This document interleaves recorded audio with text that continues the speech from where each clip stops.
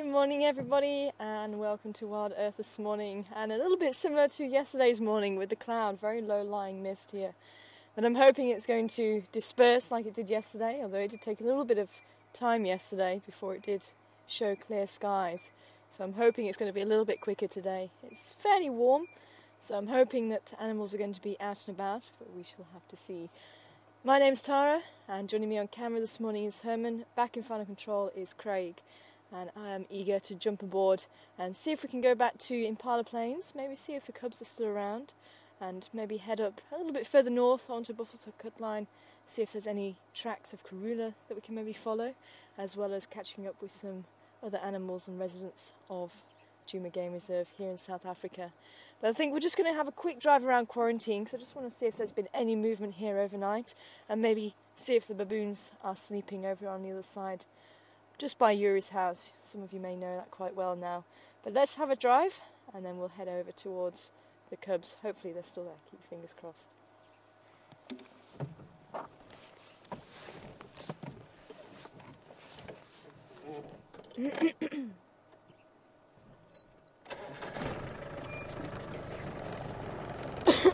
Excuse me.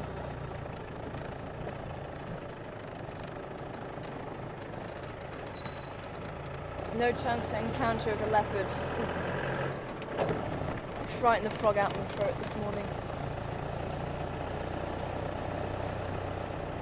It looks like the hyenas have been out and about. I see a couple of tracks here from them.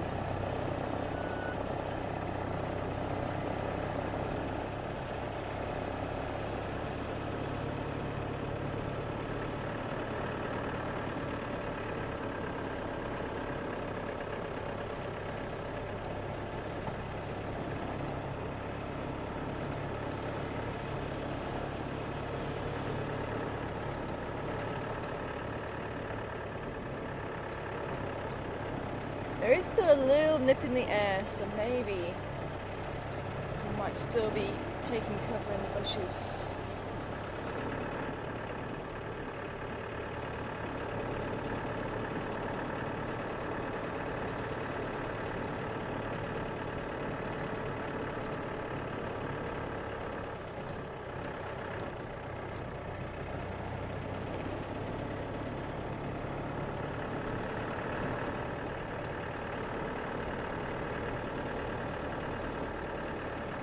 Now, what was quite interesting yesterday, if you weren't able to join us, we had Karula and the cubs in the tree, so we decided to leave them and take a drive, see if we could try and catch up with the lion that we heard, or I heard the previous night, see if there's any tracks around, and catch up with the Gowrie gang, which we managed to do.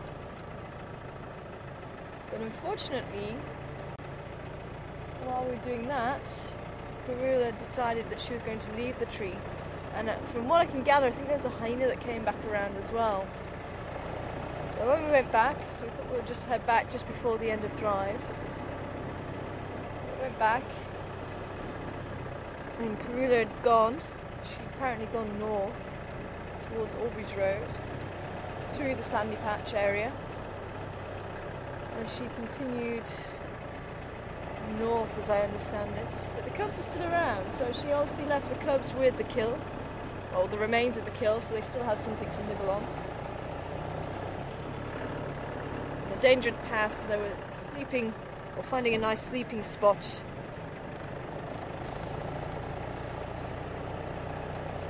on the ground, and waiting for the arrival of Mum. But I think Karula has gone off to try and either look for another hunting ground now, or maybe even just to go and hunt. I'm quite amazed because she's only just eaten. But as I was saying yesterday, it could be that she's not successful for another few days, so maybe she's learned that if she starts hunting straight away, then her cubs don't need to go as long without food. But whatever her reasoning for it, she is certainly a successful lady.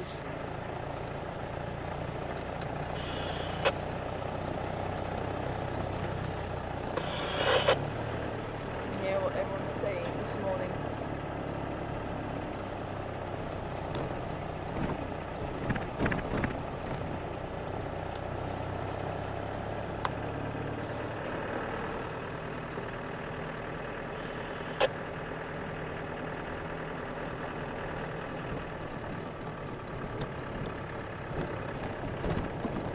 Not too much out and about. Just the hyenas.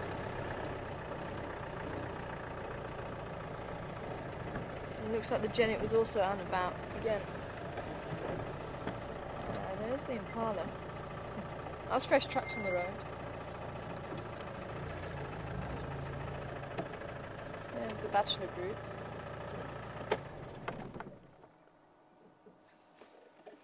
Morning, boys.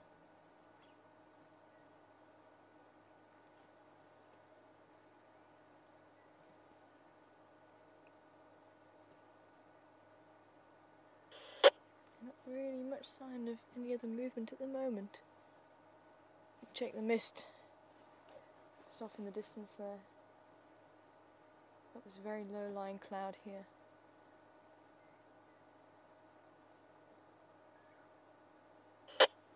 That's where the sun would be rising.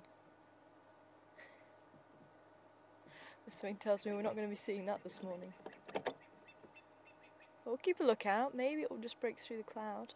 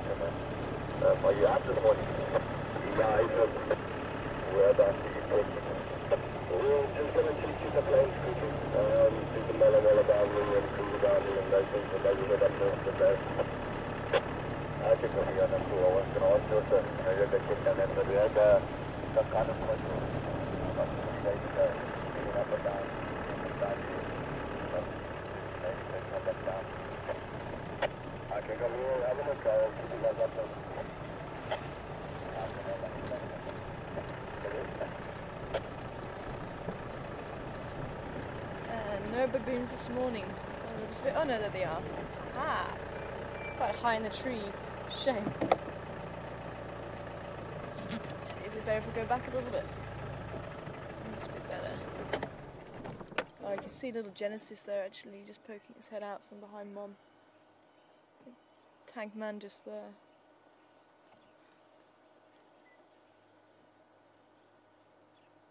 There he is. Oh, was that Huey? Or was that Evelyn?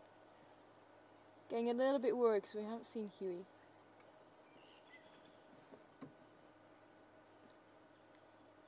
That's little Evelyn climbing in. Yeah, it is little Evelyn.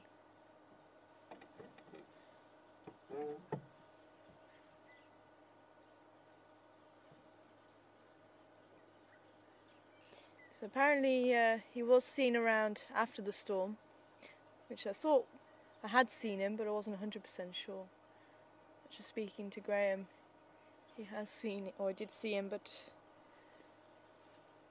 since driving, we haven't seen him. But the other day I did see movement when others were sitting here, so I just assumed that maybe he was here and we just haven't seen him.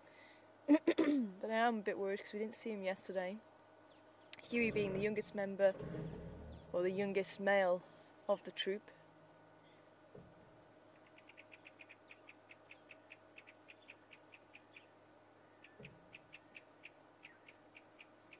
Evelyn's mum and Elby, by the looks of it, grooming each other at the top there. Top right hand corner, there we go.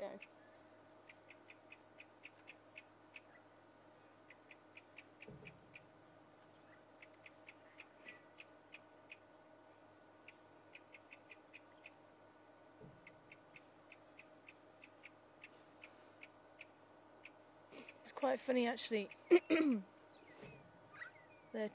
they're actually all in the same tree,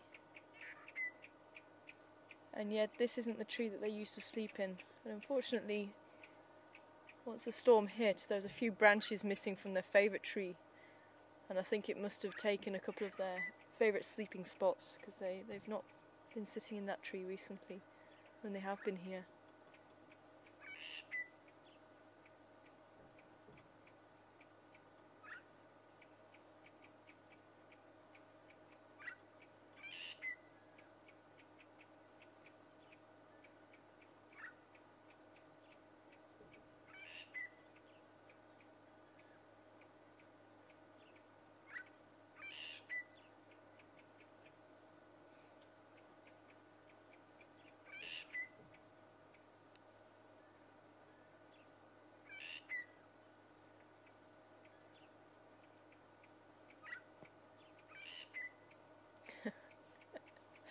Everyone seems fast asleep, or at least the boys do. Having a lie-in this morning. Actually, if I roll forward a little bit, I might be able to see them a little bit better, do you think? There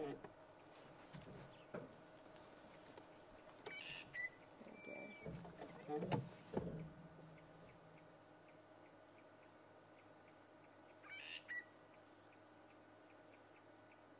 Good morning, Tankman. Some yoga. He does a bit, eh? Doing his stretching.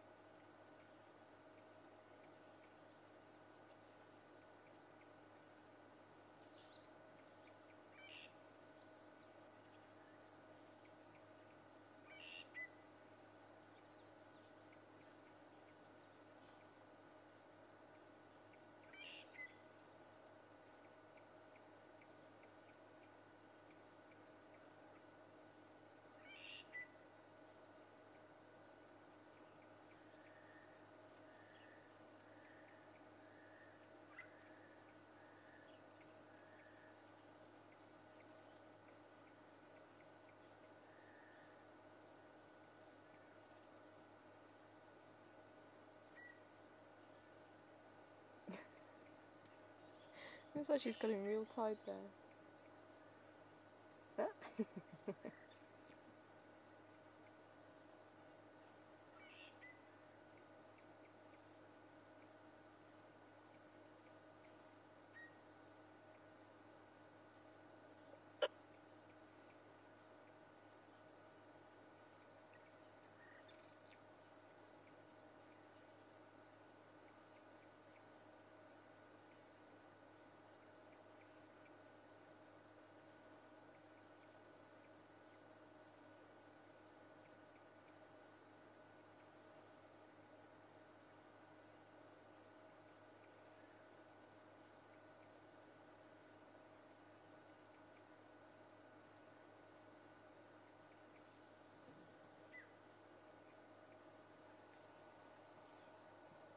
Right, we have a bit of movement.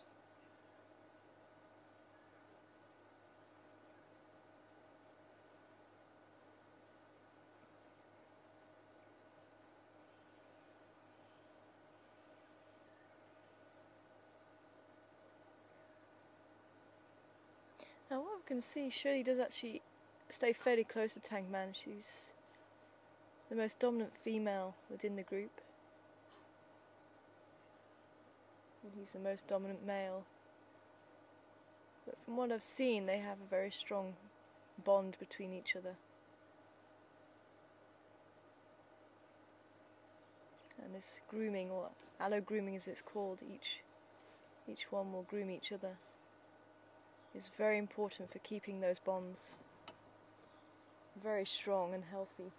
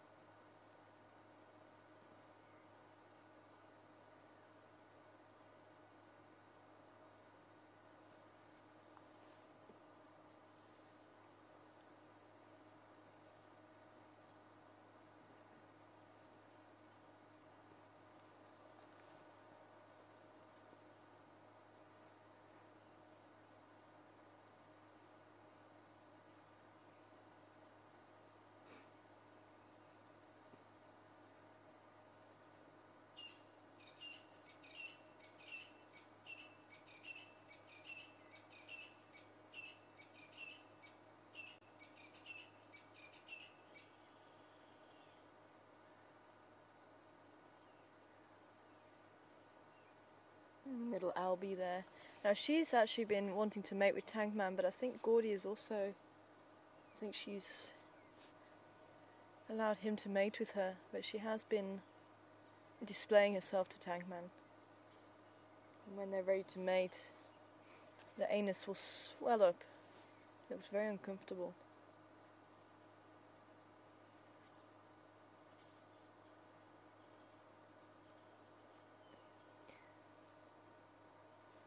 So after a gestation period of roughly about 6 months or so, hopefully we'll see another member of the troop.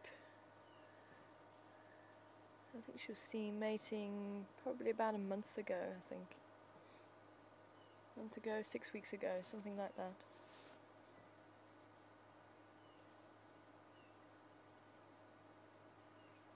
And according to Graham, she is desperate to have a child of her own. And getting close to the females with the babies, especially when the troop is slightly larger. She'd get close to the females and try and build up a friendship with them so she could play with the kids.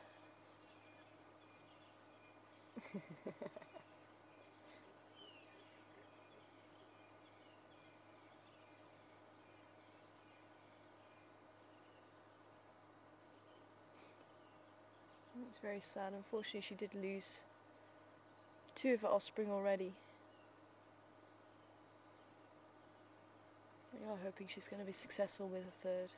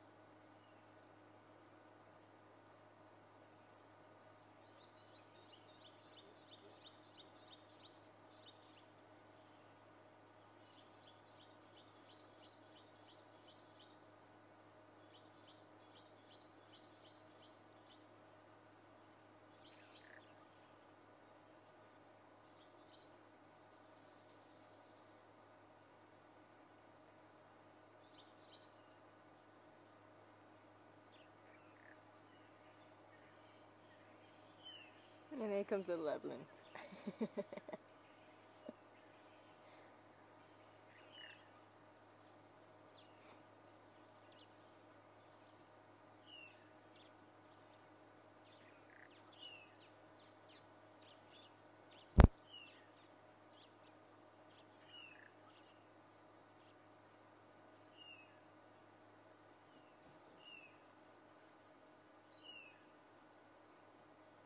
Now, if we do have any new viewers, the reason why all these baboons are named is because of Graham, who I just mentioned earlier. He did a lot of research on the baboons, and he was actually accepted into the troop, although he was the lowest ranking, even lower than Elby on the left of the screen, the lowest ranking female.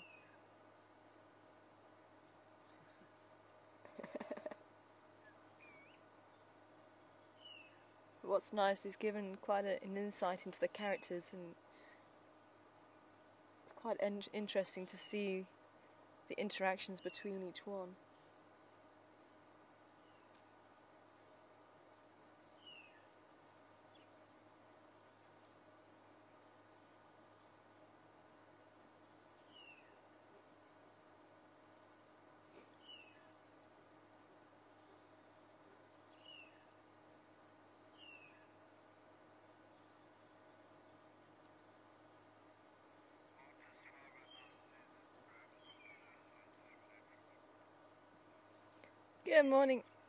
Good morning, artists. Welcome on board this morning. Unfortunately, Graham has actually just stopped his research on the baboons, as far as that he's actually moved out of the area. He moved out a couple of weeks ago, gone to the Magaliesberg, but he's still going to be doing some guiding here at some stage, and I think he's due to come back in about a week's time, 2 weeks' time. So whenever he comes back, he's going to be catching up with the troop, he says. So we're going to try and keep a track of them as much as possible as well.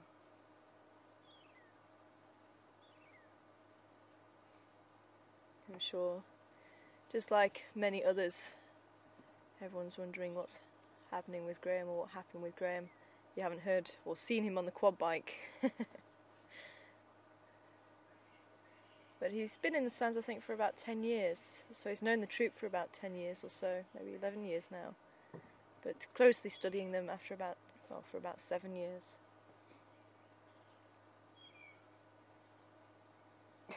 Shirley Ree not wanting little Genesis to go. But Ma, I want to go play, Ma.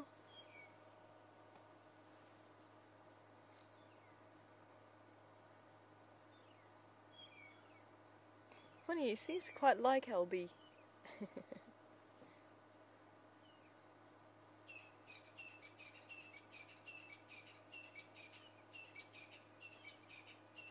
And in the next few weeks, we're probably going to see him starting to ride on the back of Shirley as she's moving around. But for the time being, you can see he clings onto her belly.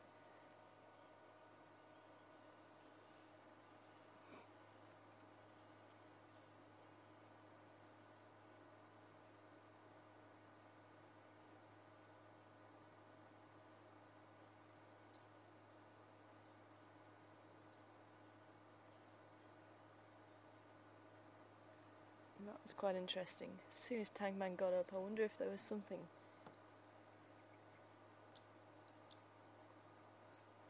She was ready to turn tail and run by the looks of it.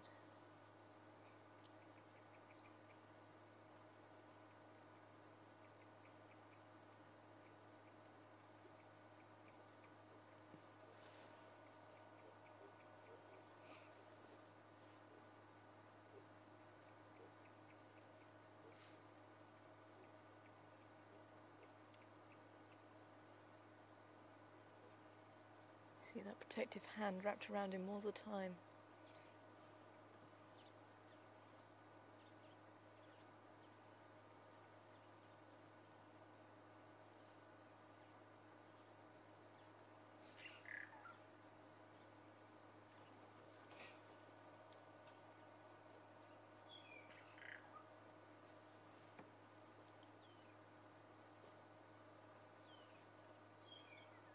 Ah, okay. Tangman's just mating with Elby.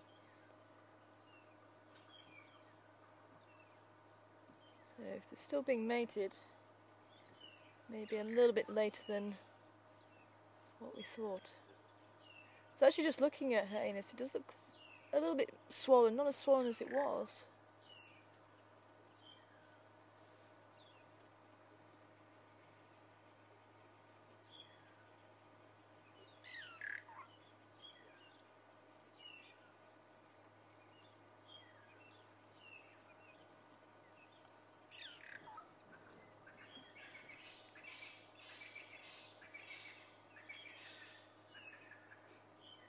think we'll just stay with the troop just a little bit longer because it looks like they are possibly starting to make the way down onto the ground. Start their daily foraging.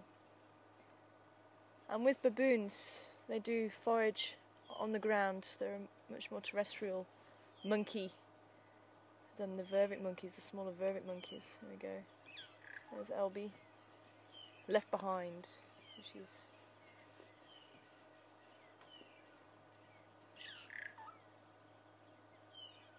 the lowest ranking member. Now this is the house of the owner, and they do stay here overnight when they're up here. And possibly there's some heat that comes through from the house. Maybe it makes those trees just a little bit warmer. But also the protection from the fence. You can't fault their intelligence. You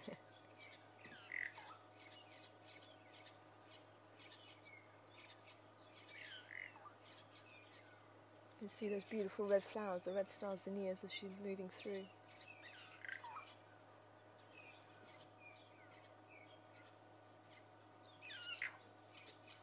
Let's see if we can actually move. I don't know if we're going to disturb them. We shouldn't do. Let's see.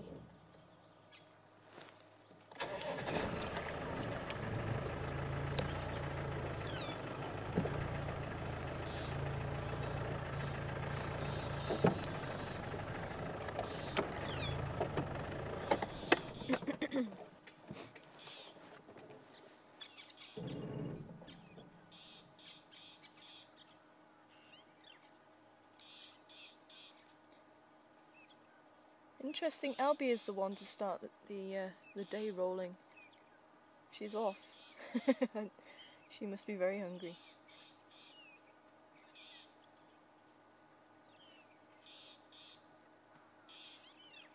Oh.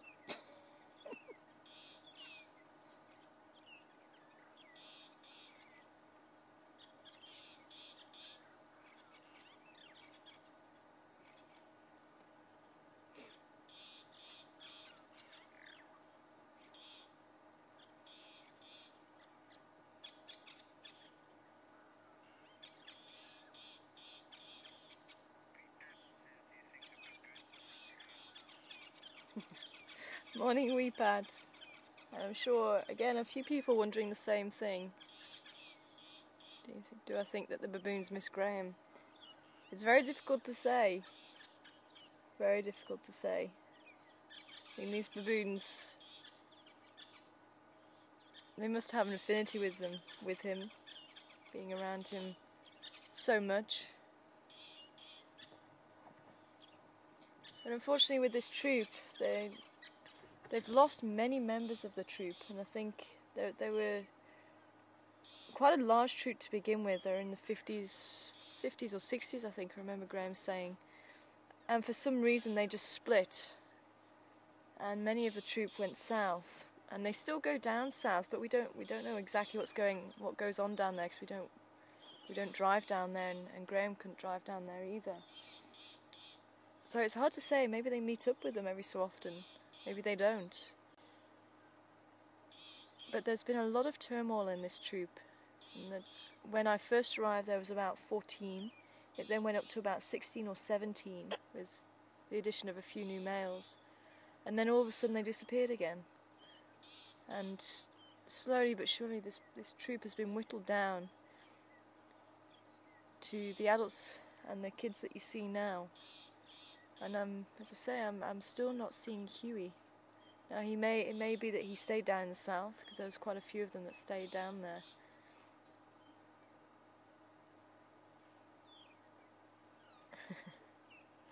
Because it dropped down to about 12 or 13 after the males left again, and then it's halved. It's almost as if it halved overnight.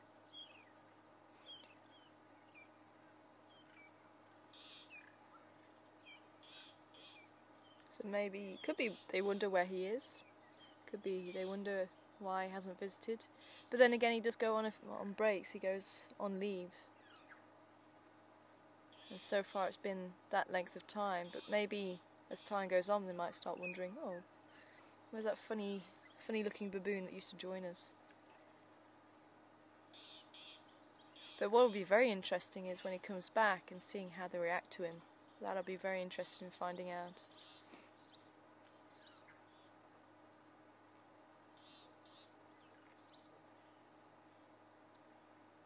Actually, what have we got there?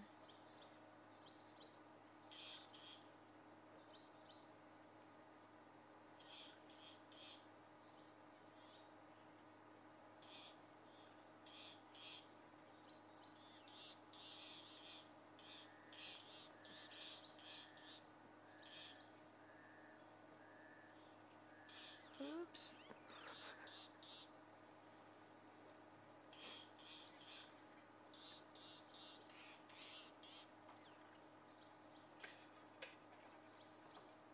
Gordy sitting on the fence. Whoa!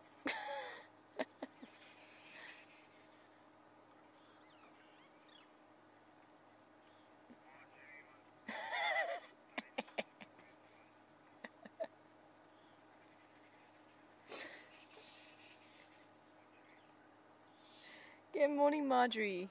Welcome on board this morning. Wondering what dangers do baboons face in the wild? Well, with them being a terrestrial animal, there we go, there goes the troop, and still no Huey. I'm getting very worried.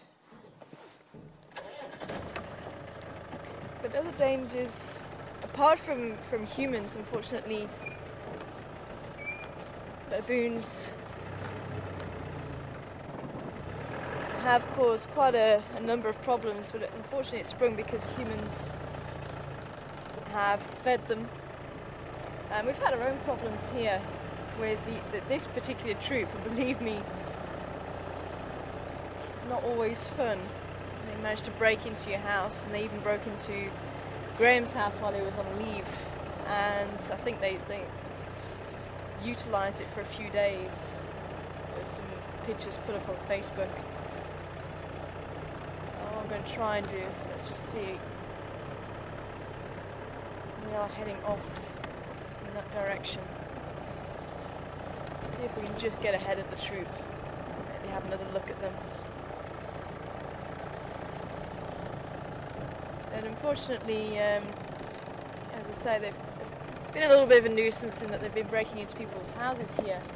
But we've thought of ways of overcoming that, and Graham actually suggested putting up curtains over the glass doors so that they can't see inside, and they don't know it's a soft material. They see it as a barrier, and that's actually helped.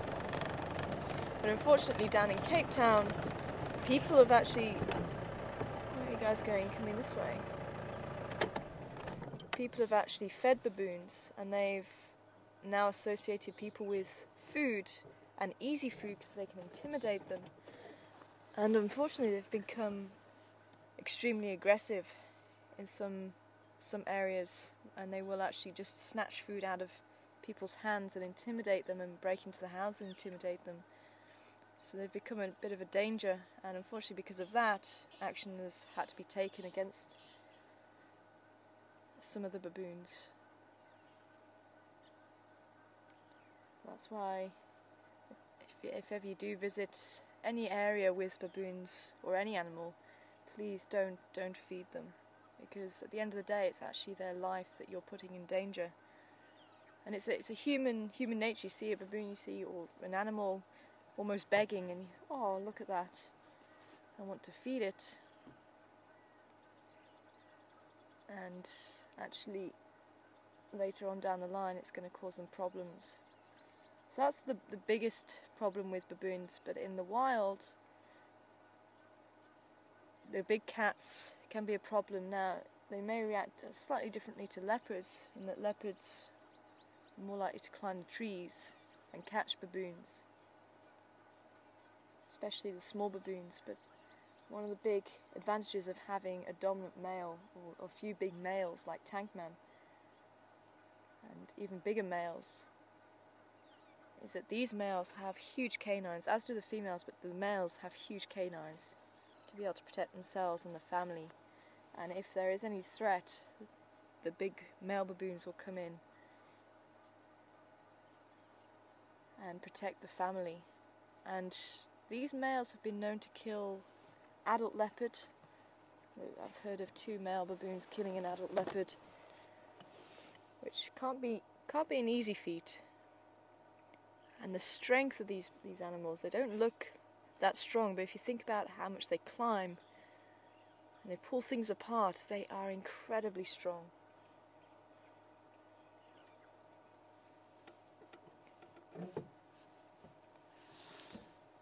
Hyena may cause a problem. If there's a baby caught on the ground, hyena might take it.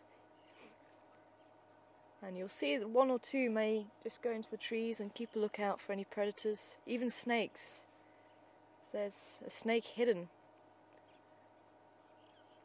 especially some of the smaller baboons, they may fall prey to them. And if you watch carefully, if there's an alarm call that goes off from somewhere, you'll see them either going into the trees or even just standing on the back legs, trying to peer over the vegetation to see what's going on. But unfortunately, man is the biggest threat to baboons and other baboons. I mean, there's a lot of unsettlement sometimes with baboons against other baboons.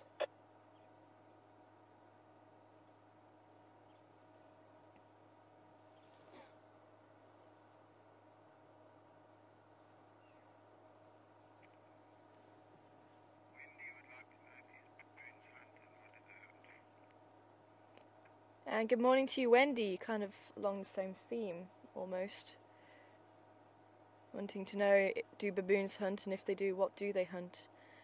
And again, the male baboons, they tend to be the ones to hunt. As I just said, they've been seen, or it has been seen that male baboons are capable of killing large adults of leopards.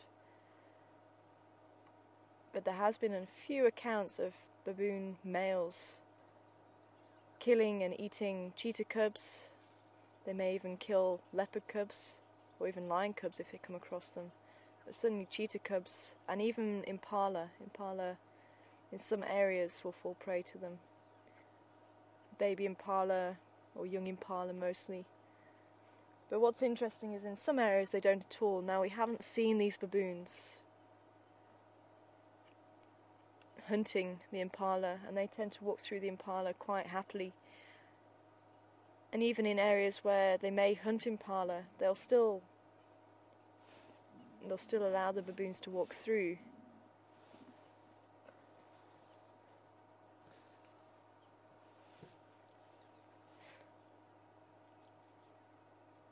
I'm just seeing the antics of the babies there.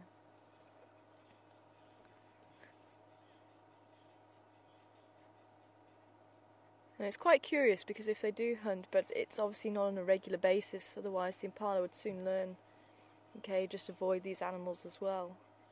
And if you watch the herd of impala here, they'll just be mixed in with the baboons. And even yesterday, the impala gave an alarm call, and the baboons kind of looked, but they weren't convinced they saw anything. But the impala, it was almost as if they were running to where the baboons were, just to make sure that they could have an easy escape if the baboons started barking. Because if the baboons see something, then there is generally something to worry about. It was quite interesting. But it's kind of looks like about.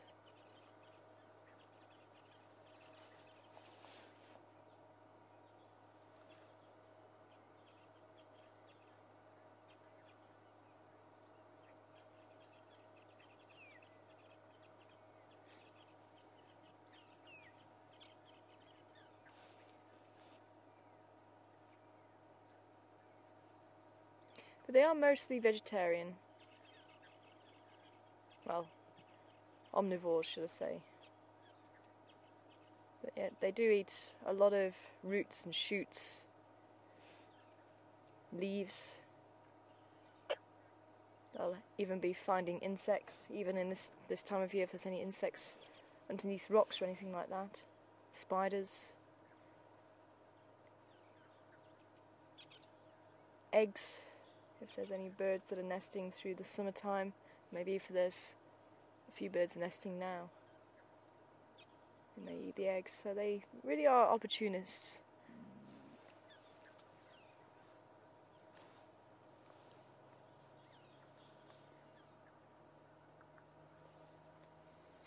I think we're going to leave the gang to it.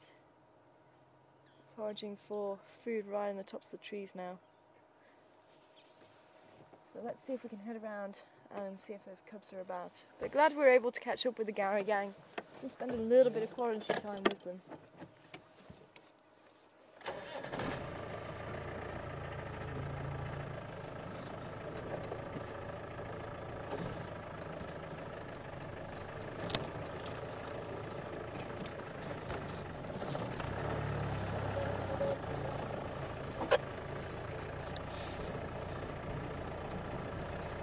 Good morning, also mobile this morning. Lutu, so far I haven't heard anything. I've just been around quarantine.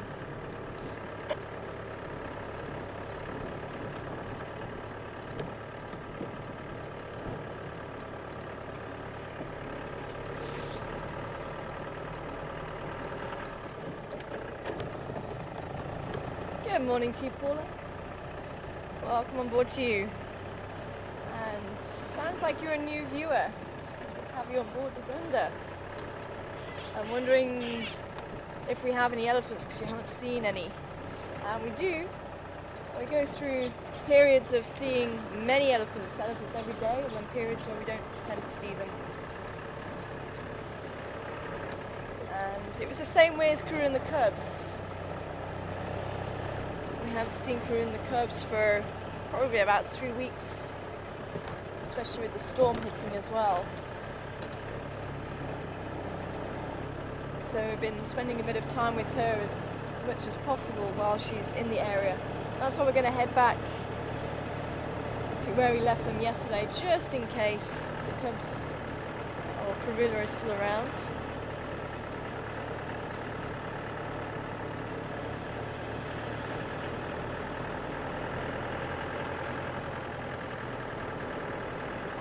And then we'll continue having a look around, maybe in the north. And we haven't been to Buffalo Dam for a little while. We're going to have a look around there. I haven't seen any fresh signs of elephants, but it could be there is one or two around.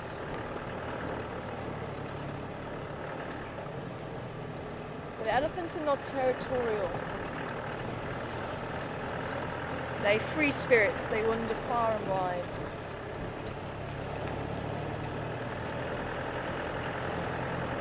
And sometimes you may see the same elephants here for a few weeks. They may utilise this area for a while and then move on and maybe come back next year.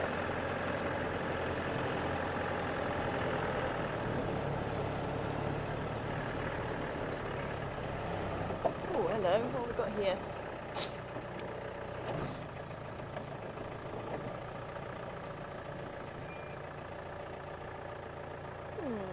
Got some leopard tracks here. Male leopard tracks.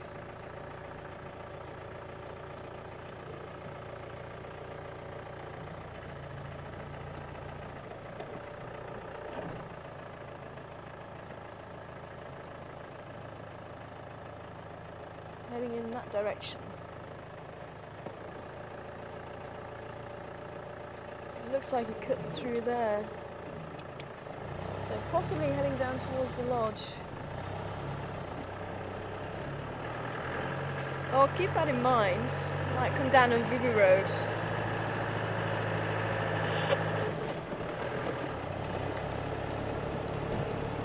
Texan, come here.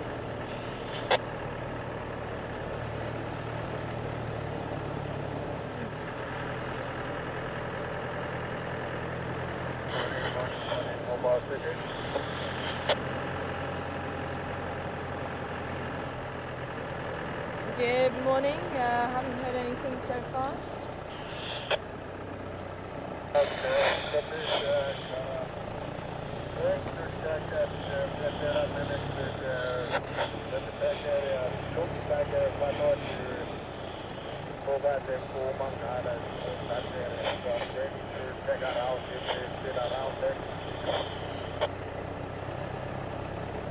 Copy that. Whereabouts might they be? Around Sandy Patch, did you say?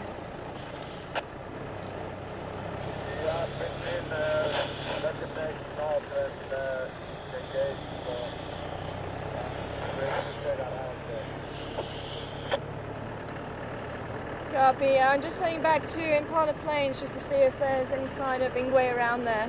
But it sounded like Karula Fambid north towards Sandy Patch last night.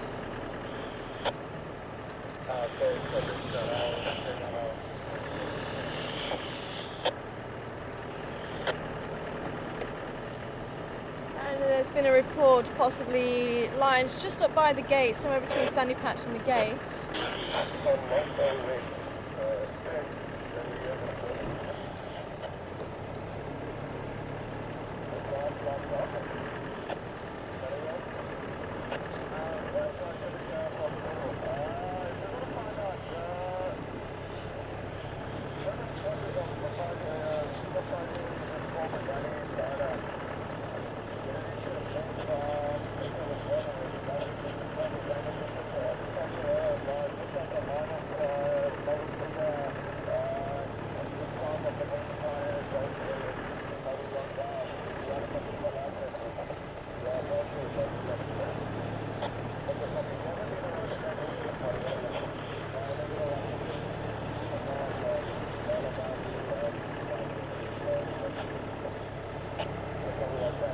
Update there. It sounds like the Majingi lines have gone east, down towards, from Nkoro down towards Cheetah Plains, which lies to the southeast of where we are.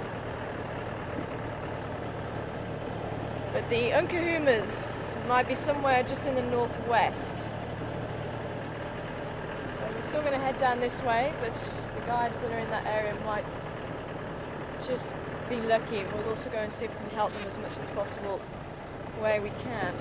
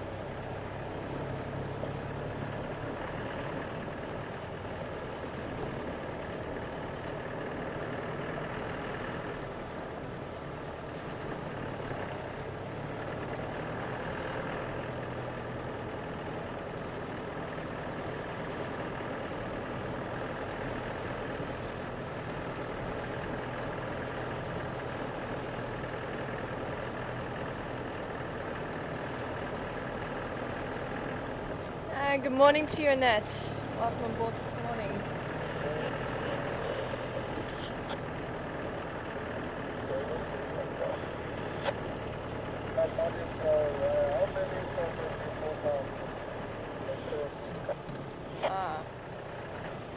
So I get to your question just now, Annette. Just listening to an update. So it sounds like someone's also found some tracks of lions to the east, and it could be the same pride.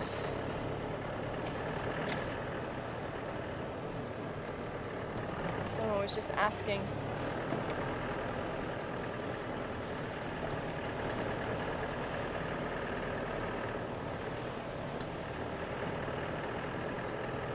It's quite interesting questions there, Annette. And I think most of them, they focus around the big cats and how I feel about people keeping big cats as pets and taking them to the malls and making money out of them and things like that. And personally, I don't like it.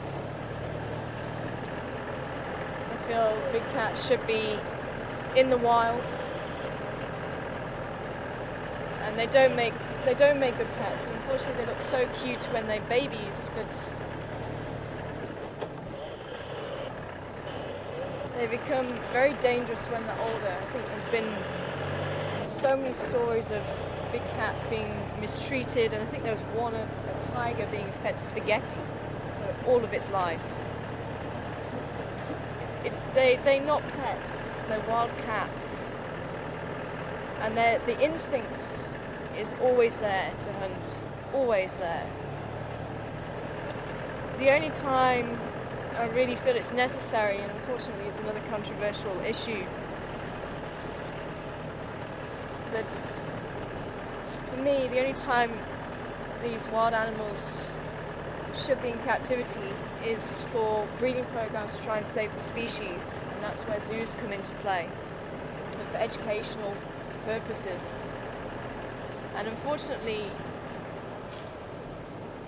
in the past, zoos were just money making. I mean, obviously around the Victorian times especially, it was just money making, and that I don't agree with. But nowadays, the sad fact is that many species, if they weren't in captivity, they would be extinct, or they are becoming endangered. And the hope is that one day they might be able to be re-released into the wild, and maybe help to increase the populations in the wild. So there is a lot of good that they can do, and educational wise as well, I feel they do play quite an important role. But just to keep animals, these wild animals, as pets, just because you can, I don't agree with it. And there was a very sad story of someone smuggling, I think there was 2 leopard cubs, I think there was 2 baby macaques, types of monkey, and I think there was another species of cat and another species of monkey, and they were all drugged and kept in flat cages so they couldn't move around, and someone tried to smuggle them into the airport and through the airport. I think they were on the way to Dubai. Breaks my heart. Breaks my heart. And sadly, so many endangered species go through that. Even parrots. I remember hearing about parrots being put into tubes, put into boxes, and trying to send them over from wherever, and from, I think, South America mainly. It was the macaws.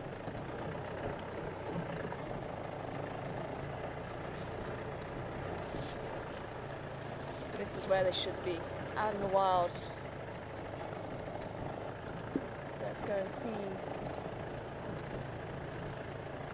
if those leopard cubs are around.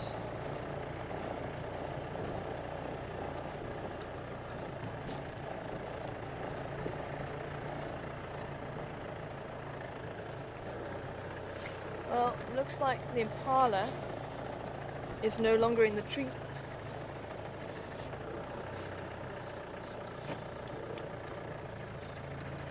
I was hoping Karula may have come back this side. Maybe she already has. Maybe she has moved on already. We may have to go up onto Sandy Patch, try and see if there's any tracks there.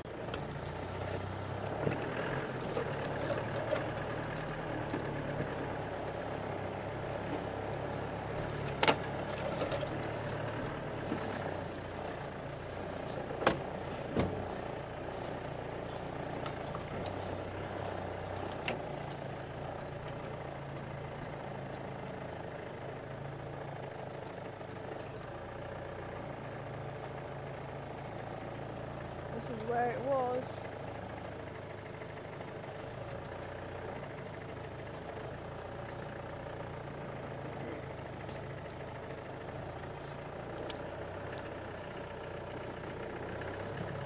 I don't know what happened to it. Maybe one of the cubs dislodged it.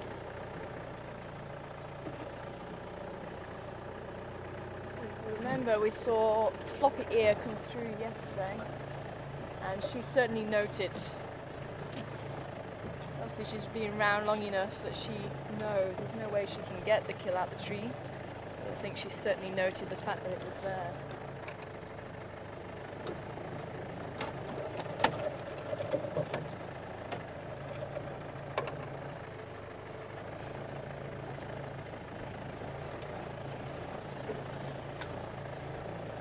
Hi Robin, good morning to you.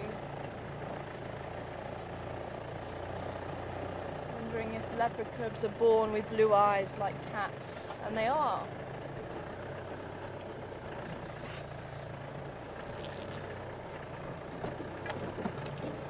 The eyes open within excuse me, about 3 or 4 days.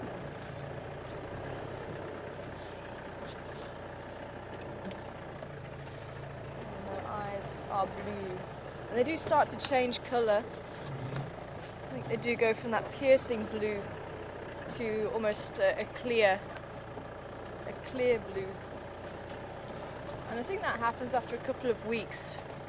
I think someone was asking that the other day, and I've always thought that it was around a couple of weeks. And then when we saw the leopard and the lion cubs, even now, the lion cubs are about 2 months old, they still have those clear eyes, so we'll have to watch to see when they do actually turn colour. Now we did leave the cubs over there, but I think, quite possibly, the family may have moved out of the area. No sign of that kill. Hyenas have dragged it somewhere. Finished everything by the looks of it. Let's just have a quick look around here, just in case Karula or the cubs are around here.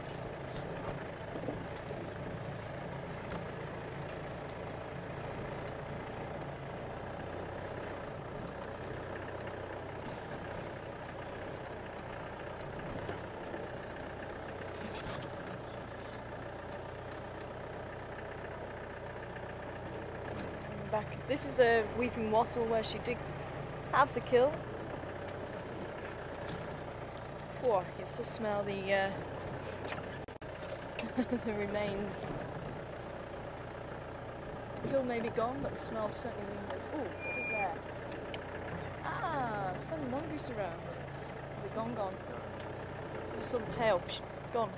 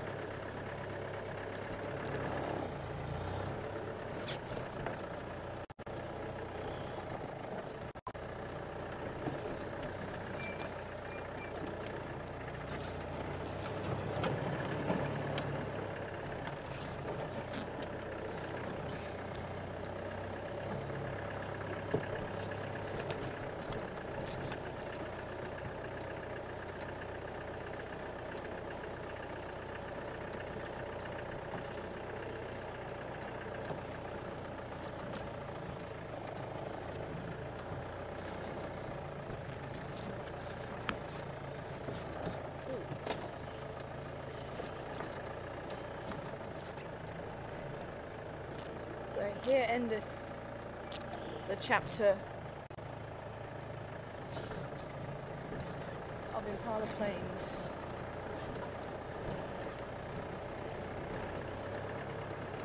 So I think we do need to maybe check Sandy Patch and that area. And the north. Maybe let's try Albury's Road.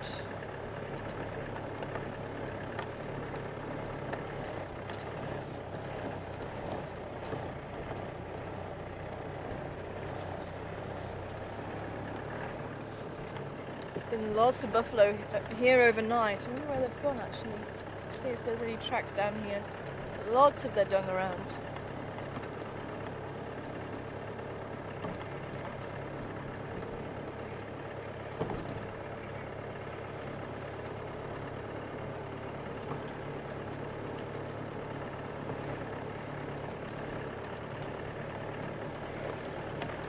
I think we've got just a little bit too much radio breakup.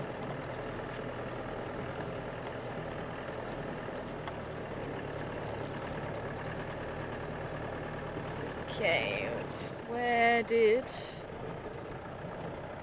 See, it looks like they've gone that way from the grass. Yeah, it does look a bit like they've got straight through there. So just go and have a quick look, maybe down on Zoe's Road. Because this looks fairly fresh, I think. Buffalo must have overnighted here. Maybe that's why there's no sign of Karoo and the cubs. Maybe she moved them. It's for a leopard. Buffalo are a little bit too large. Maybe a baby buffalo.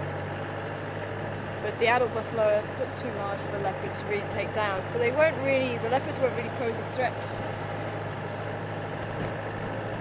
to the herd. Those mothers are going to keep those calves quite safe. And I think Karula knows better than to try and look with a baby buffalo. But if they catch the scent, it could spell trouble. They might just chase them away.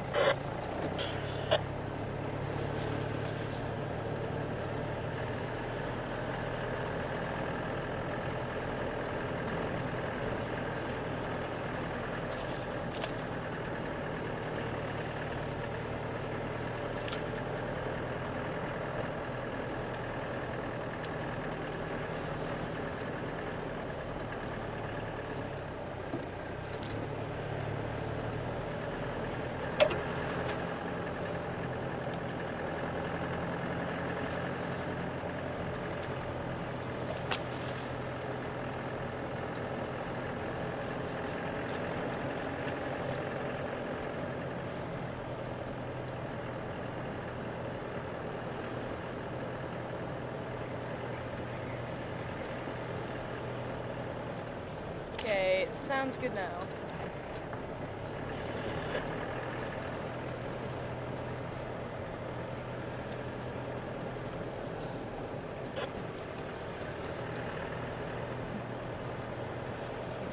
Morning, Ed. Welcome on board this morning. So we always talk about herbivore dung being safe. I wouldn't say it's safe. There's still be bacteria in there, but we still pick it up. But it's the bacteria in carnivore and omnivore dung is a lot more dangerous.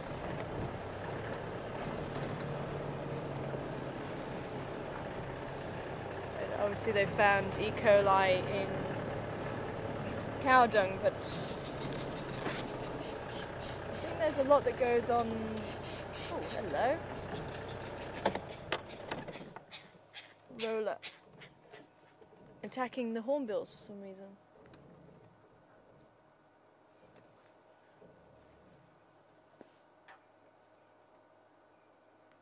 It's just going to be a little bit too high up to see it, but I just want to see if it's going to come down, because the hornbills are just down here to our left.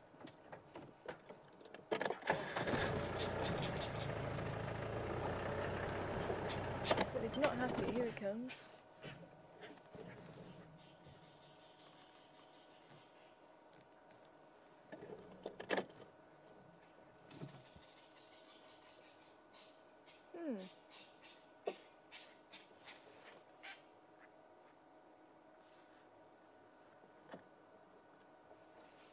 Oh, the hornbills have flown off. Maybe they had something food-wise.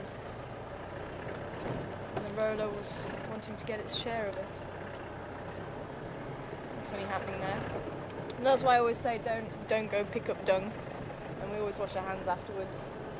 And I always make sure that I don't have any cuts on my hand or anything like that.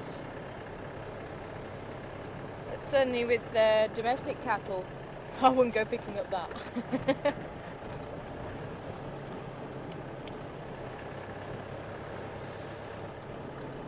Oh, so we're talking about elephants as well. There's some elephant tracks here.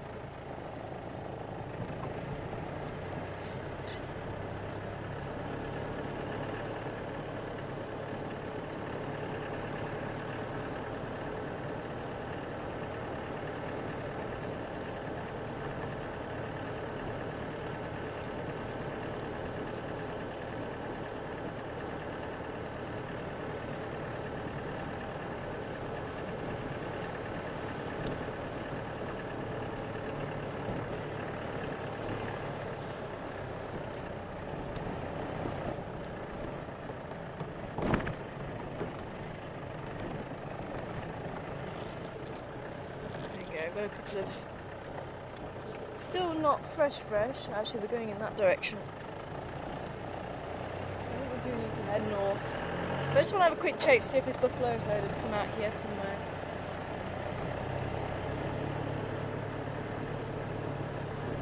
It looks like they were walking in a direct line towards Gary, Maine.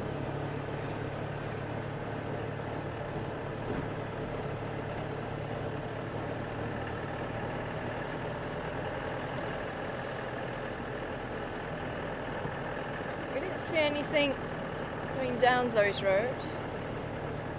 It might be worth us checking just in case we missed something.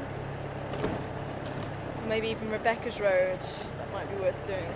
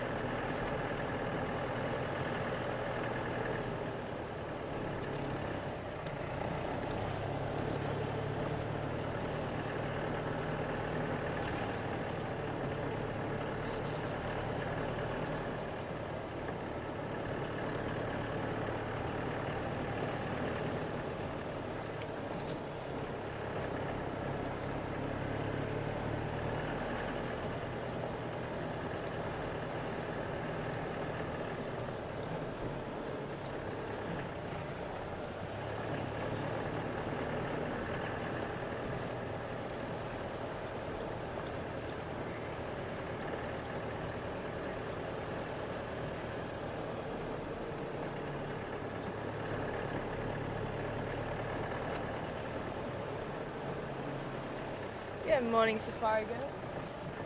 Good to hear from you this morning. I'm wondering, with the recent death of the 2+1 lioness, what will happen to the other lioness? Will she join another pride? Hello, Crested Franklin. I'm bunched up on the road.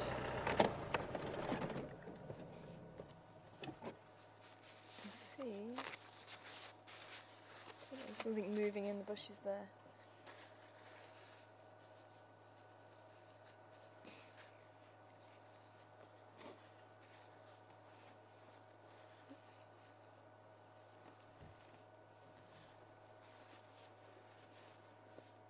No, a family of Franklin.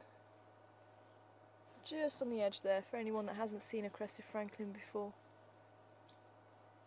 Are you able to zoom in? What? I know what you're talking about. The Crested Franklin on the road.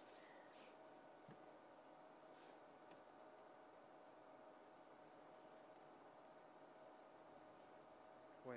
Oh, he was just there. He just moved.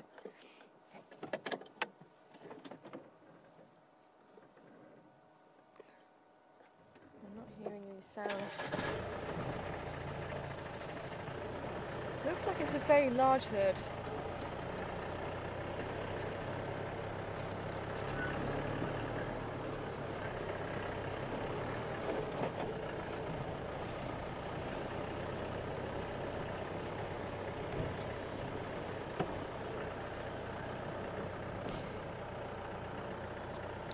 But it's, again, a difficult one to really say for sure, Safari Girl. I think when the Sandy Patch Pride, some of them were killed by some of the other lionesses in the area. The sandy patch female stayed on her own, and she may be successful, but in all likelihood, if she does stay on her own, she's going to find it difficult. That's one of the reasons why lions are sociable cats, so they can bring down large prey. But she is a cat, and it may be that she's a strong female and she's able to hunt by herself and just go for smaller prey like the leopard do. Occasionally, prides might accept a newcomer.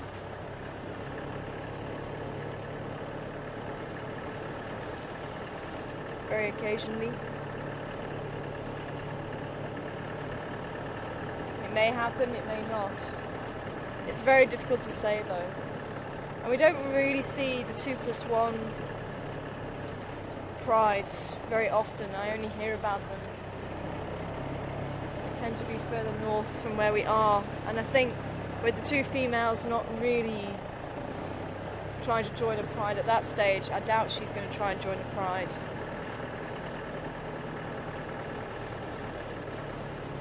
I think it is just the female that's left now.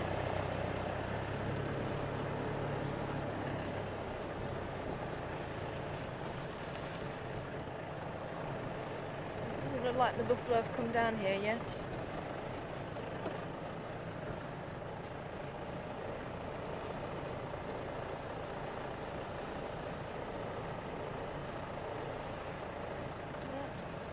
Should be seeing some sign of them here. Through already.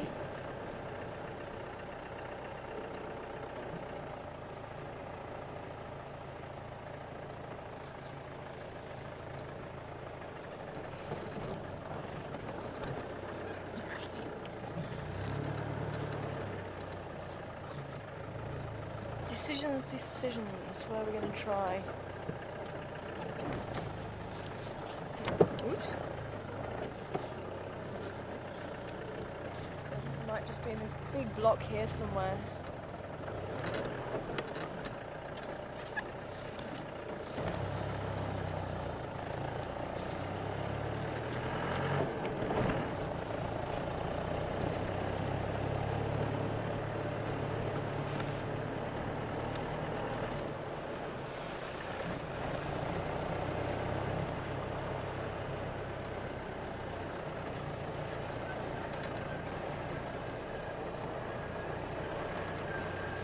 Looks like it's one bull that came up here. Came all the way from this side, walked straight up the road.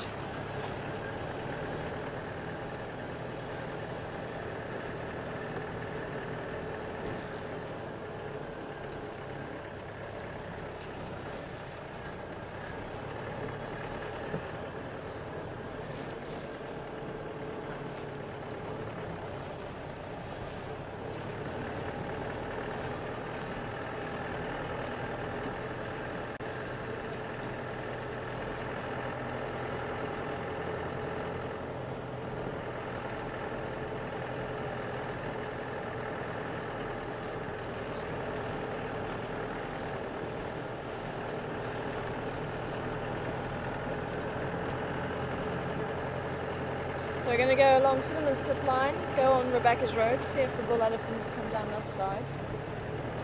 And we'll continue north. Maybe take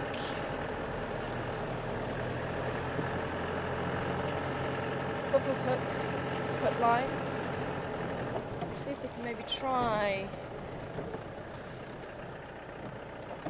And Rhino's also been walking along here too. Down here.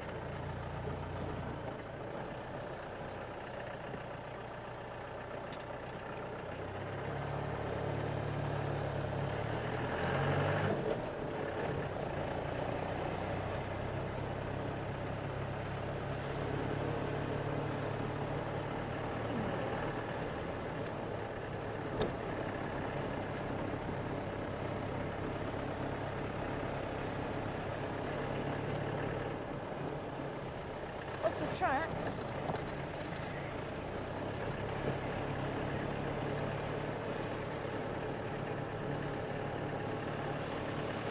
Morning, Anne. Good morning to you. Wanting to know and tell you the difference between the cheetah and the leopard.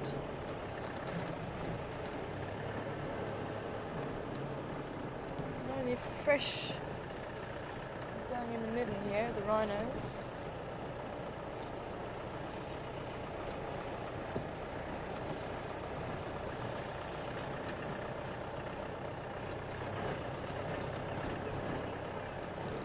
And I'd love to actually have one or the other in front of us, so we can actually show you nicely, but I can explain it to you as we're driving around, still looking for the animals, but I think they are still somewhere hidden in the bushes.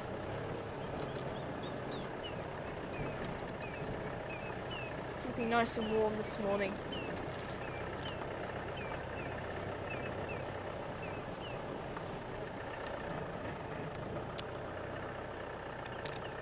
And I'd love to try and find this rhino because it looked like the youngster was with her.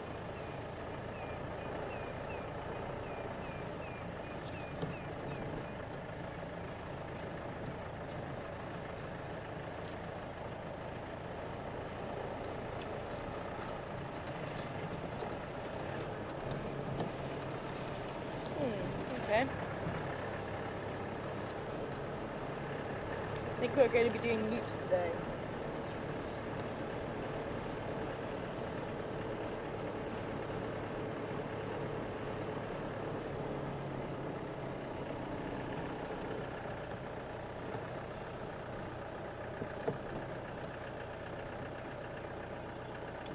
So I was hoping maybe those rhinos went in and came out again. Maybe they didn't. Wow, we've got some line tracks here too.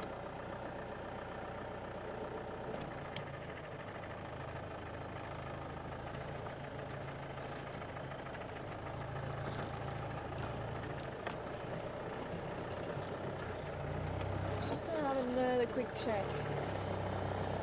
Maybe they have just cut straight through, but maybe they were just hidden behind a bush somewhere.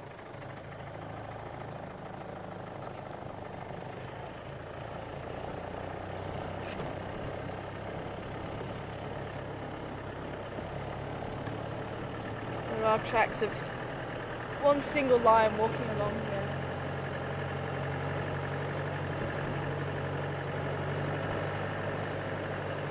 here. The cheetah, very, very slender animal. Cheetah is built for speed, as I'm sure you know. So the limbs are very long, the body very streamlined, very slim. They're quite tall as well, gives them quite a long stride because of their long limbs. The spots on the body, very dark, round spots, and very characteristic tear marks down the face. So the tear mark comes down here and over the nose. Beautiful amber eyes, orange, reddish orange eye.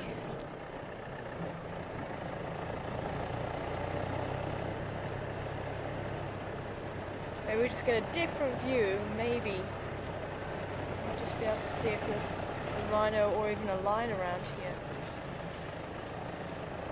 Also, it'd be nice to catch up with either.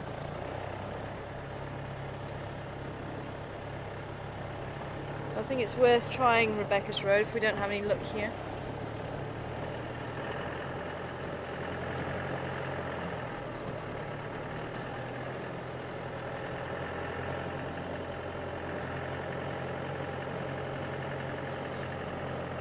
But with the leopards, they're a much more stockier cat. They don't have very long limbs like the cheetah, so they stand a little bit lower to the ground, and instead of spots on the body they have the rosettes, the ring of black rather than the full spot. The full spots are on the faces. but they don't have the black tear marks down the face either.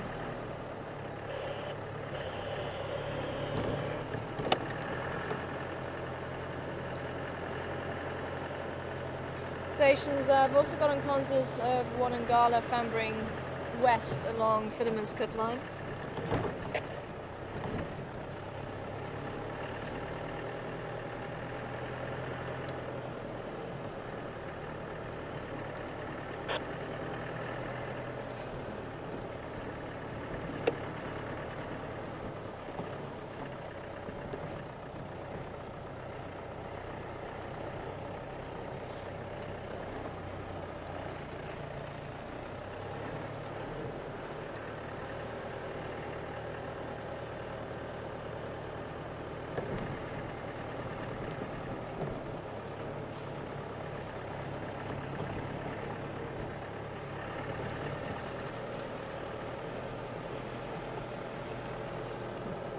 Hi Laurie, good morning to you. There we go, there's the tracks there.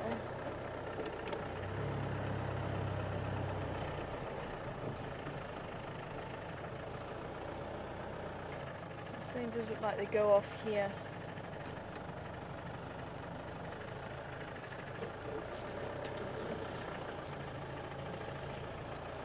No more line tracks, but I could have driven over them. Being on that side of the road and not really great light, miss them.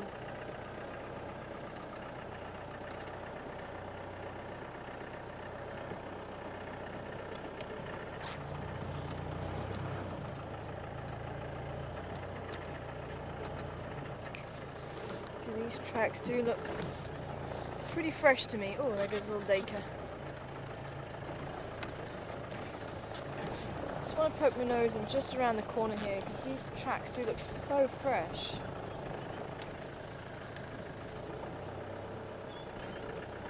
Looks like they went through here. Let's just poke a nose in here, just in case. But she could have already gone quite far. But Laurie, it is difficult sometimes when we do get to know these animals, or any animal. Little Dacre's just there. Probably watching Dacre.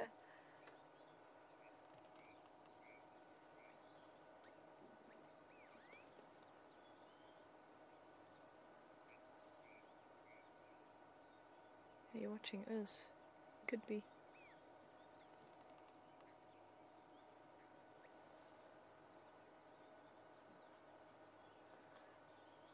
When we do get to know these animals, it can be very difficult, Laurie.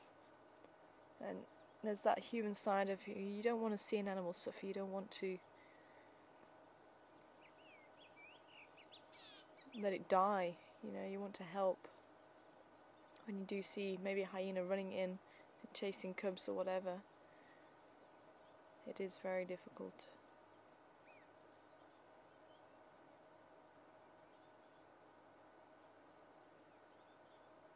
It's human nature to want to help.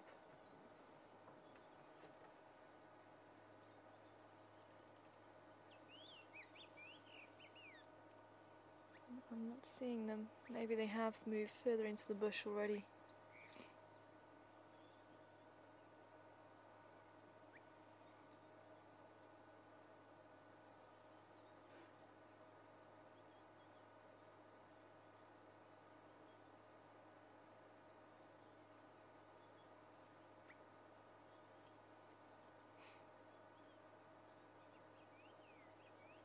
What?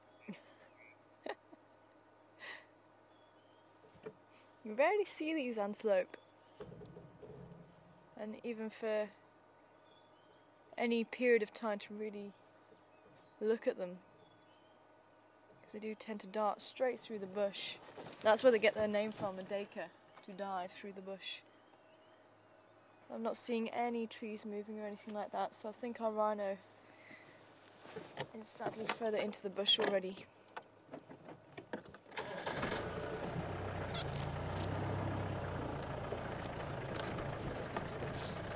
Let's try Rebecca's Road as we were planning.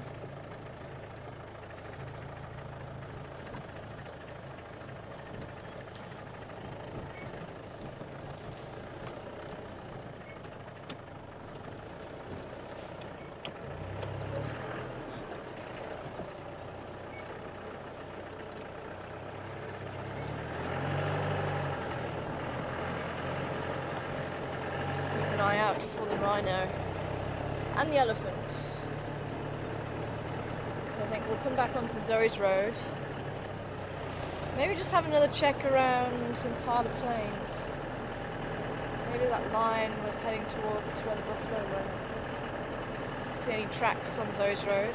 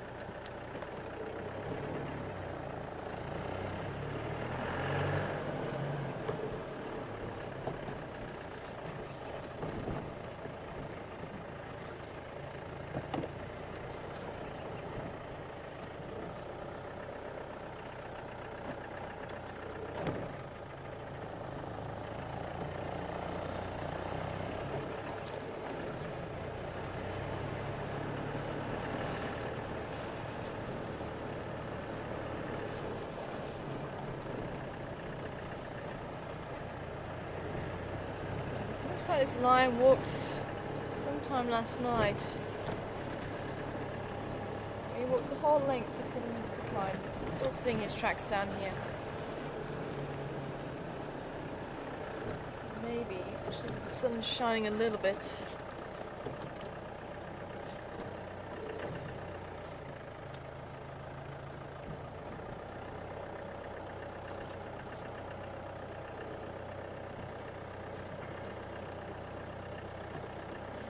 Oh, you need to be on the other side. No. You need to be on the other side? Yeah, okay. Let's see if we can just pull alongside these tracks here. They look like they're deep enough. They should come up.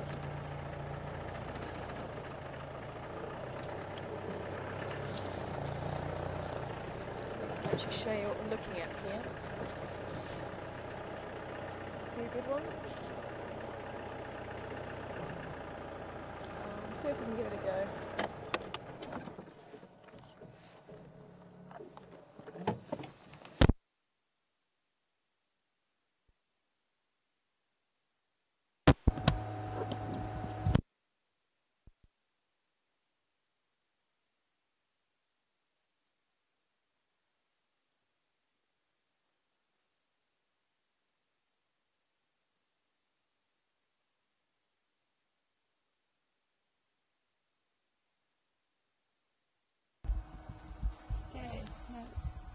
have a look down here, you should be able to see with the sun just shining, it is casting a few shadows. We've got the toes here, and then this huge pad here, and there's the 3 lobes. And if I put my hand right next to it, you can see it's almost the same size as my hand. It's huge. One single line, looks like it is male, is heading the whole way down the road.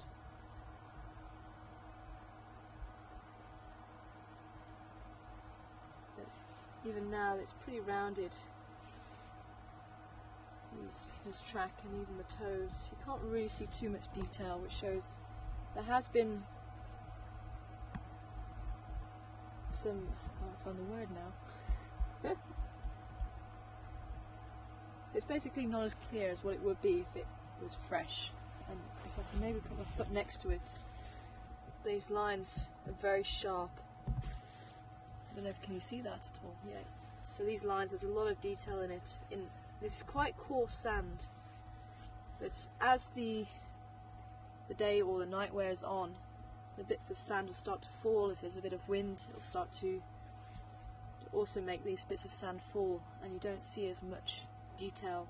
But I don't think it was late last night. I think it was sometime in the early hours. So he could still be around, maybe on that block where we've been driving around on Zoe's Road, or maybe this block here. I didn't see where those tracks turned off. I think I must have driven over those vital tracks to see which direction he went in. But we're going to carry on around Rebecca's Road, maybe see if those rhinos have popped out. Now those rhino tracks did look fairly fresh, but they can cover quite a distance in a short space of time, so they may already be in the middle of the block. So I'm hoping if we drive around Rebecca's Road, they might just come out that side. Maybe even the elephant as well. There were some elephant tracks up Zoe's Road. But it is still a little bit nippy. It's not too bad, but it could be the animals are still wanting to stay in where the air has been trapped by the trees, and it's still a little bit warmer. But let's keep trying. Who knows?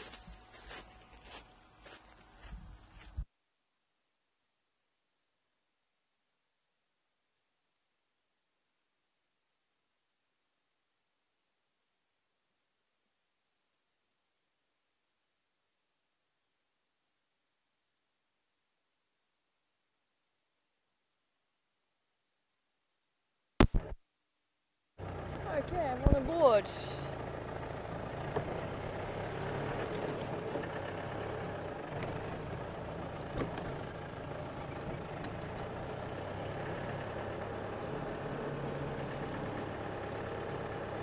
Oh, I see a giraffe.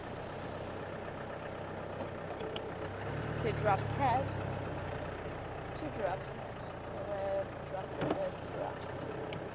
Moving through there, can you see it?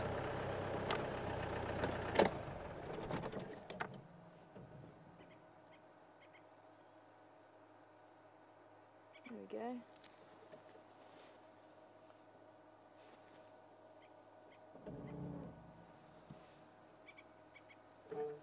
Now, the trees do trap a layer of air,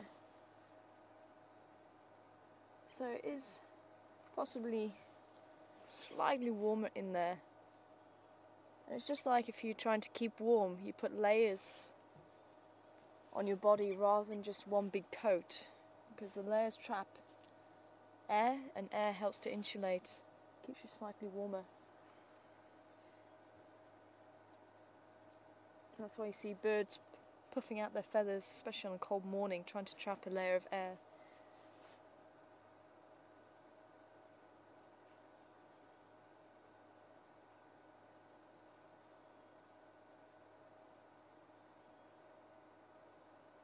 Listening to us.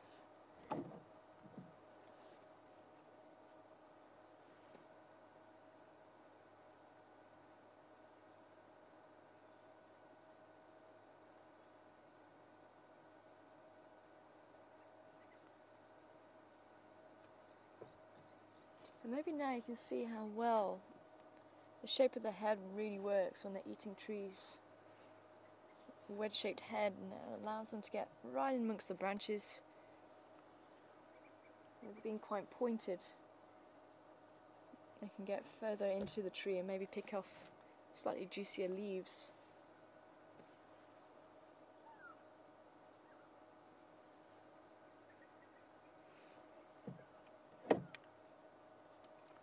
Any stations interested? There's some Dlamiti north of Philemon's cut line.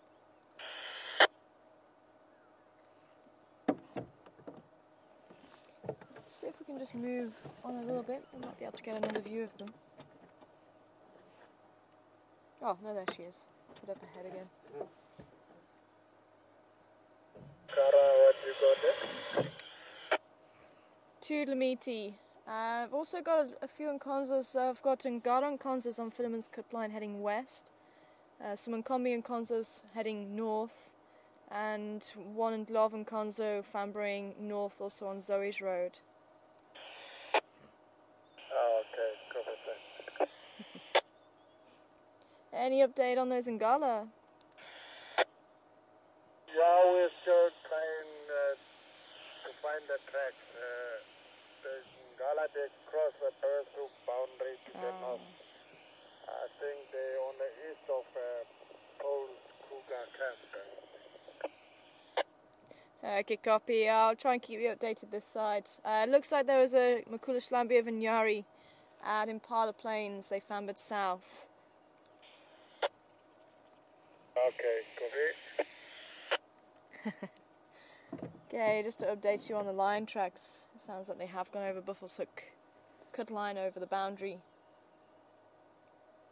It sounds like they're in Buffelshoek. So I think we're going to carry on doing our loops around here, because at some stage maybe those animals might just pop out before we head north. I still would like to try and head north if we can, and maybe come down Mvubu Road, or try and go up Mvubu Road. We'll see how we go.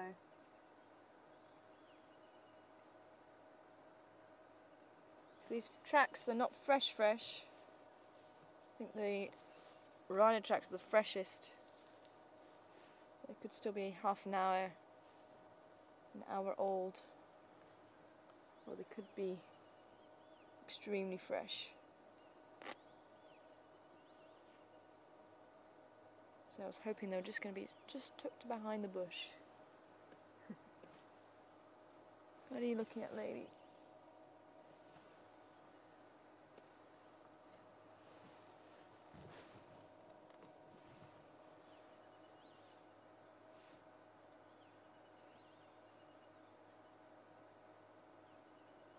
Now if you notice, I was saying about the head shape, if you notice many of the browsers eating leaves have that shaped head, whereas the grazers, if you look at them, they have quite a blunt mouth, quite a wide mouth, and that serves the purpose of trying to eat the grass, because obviously if you've got a pointed mouth you're not going to get much grass in that mouth at any one go, but if you've got a wide mouth you may just be able to get maybe twice as much grass if you have a blunt or a pointed mouth.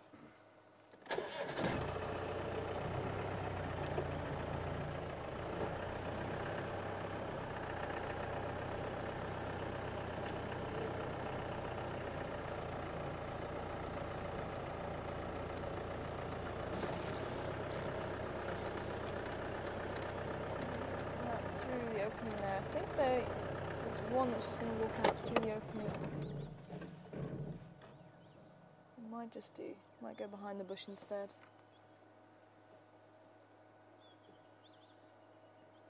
There's one feeding there.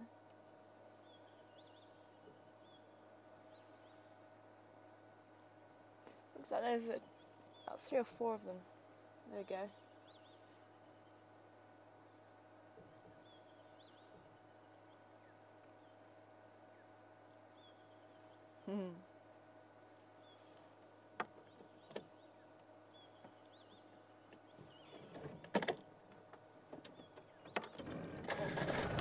They're gonna disappear.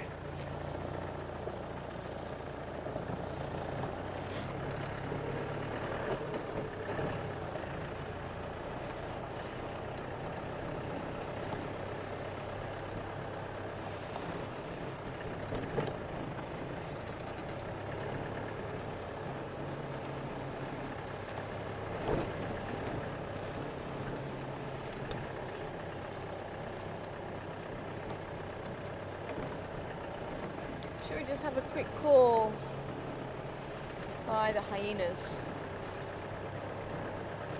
See if they're active or not. A few days since we've seen them. Seems we're so close. They may have gone to bed already. Maybe tucked up, especially with it being fairly cool. But you never know. It's always worth checking.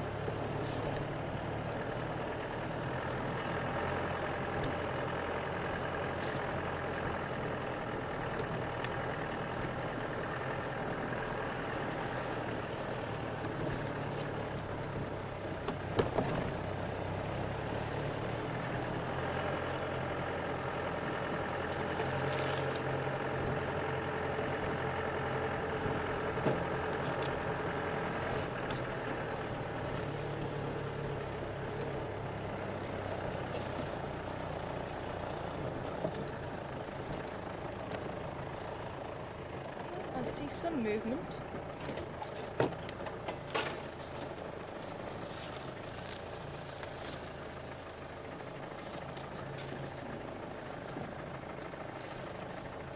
Ah.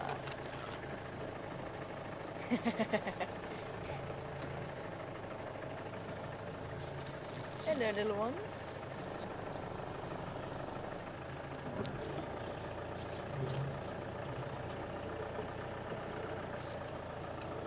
Past that tree yet? Yeah.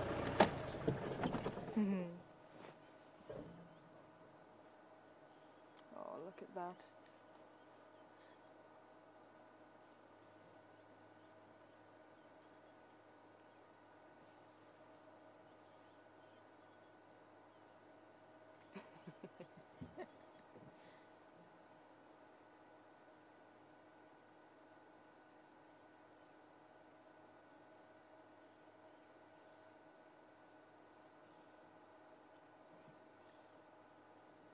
You see the size difference between the two cubs there, different ages. The little one probably about 2 months old. The little black one, the one that just walked away, is probably closer to 5 months old now.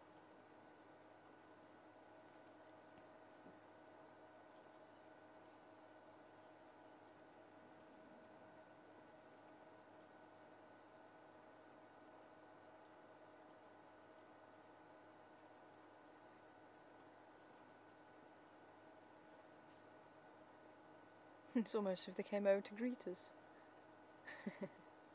More curiosity than anything there.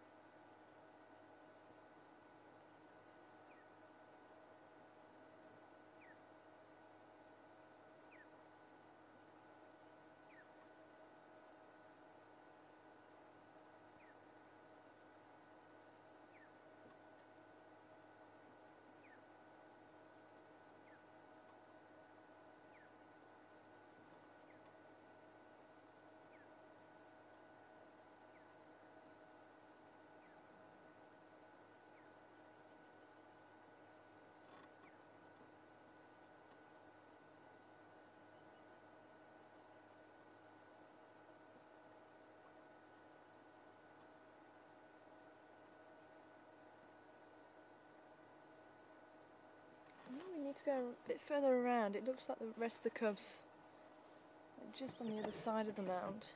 Let's just see if we can continue around a little bit.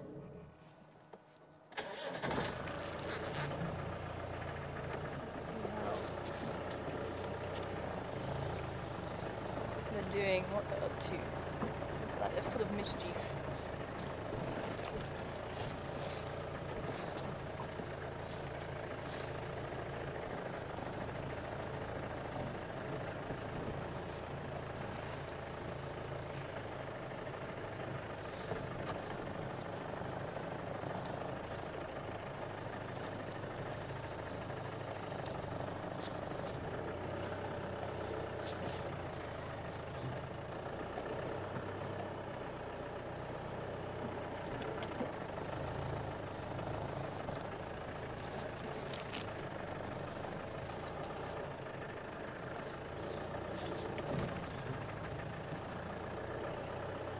you see Mum through there at all? You can see Mum through there. I'm trying to see because they're just behind the tree there.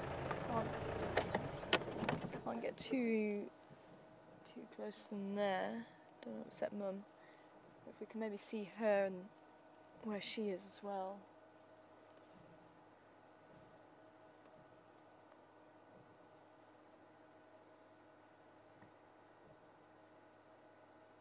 Looks like one of them's got a fragment of bone or something that it's playing with chewing.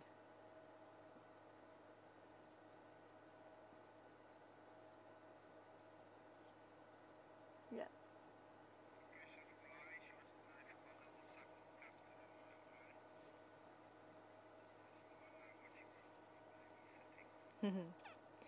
Good morning again, Laurie.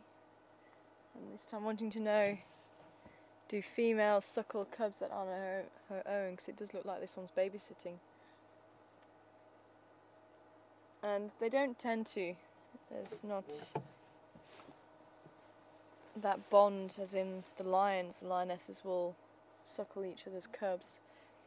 It's fairly strict in that they'll only suckle their own. And there's a lot of competition between hyenas, and that's possibly one of the reasons why females have grown so large and they've actually become a lot more aggressive than males.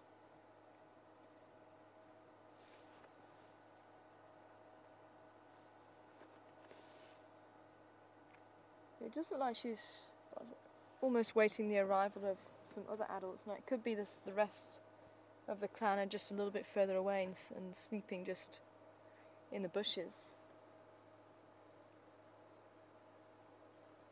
And they don't always need to leave someone to babysit, especially at night if they go out foraging. Quite often the cubs will be left to their own devices.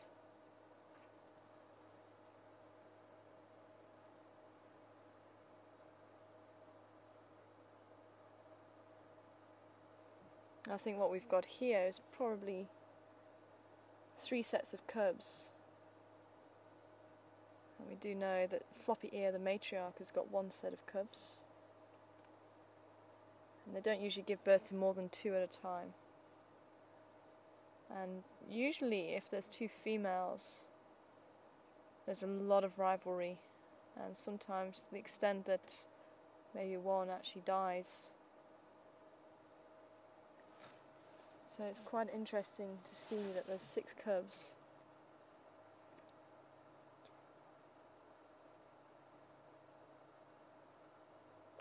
I'm seeing only 5 at the moment, and I'm wondering if, because there was 2 little black cubs, and I'm wondering if something happened to one of those 2 little black cubs. Hello, little one.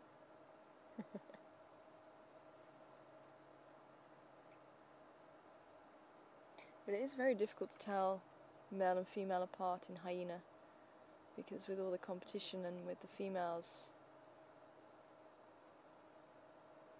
having a lot more testosterone in the body, they've actually developed what's called a pseudo-penis. They actually look like they do have a penis. It's actually their clitoris that's changed shape to look like a penis. So it can be very difficult to tell the sexes apart. Generally, behaviour should tell you. Females tend to be very bold, and I think that was a little female that was coming up towards us.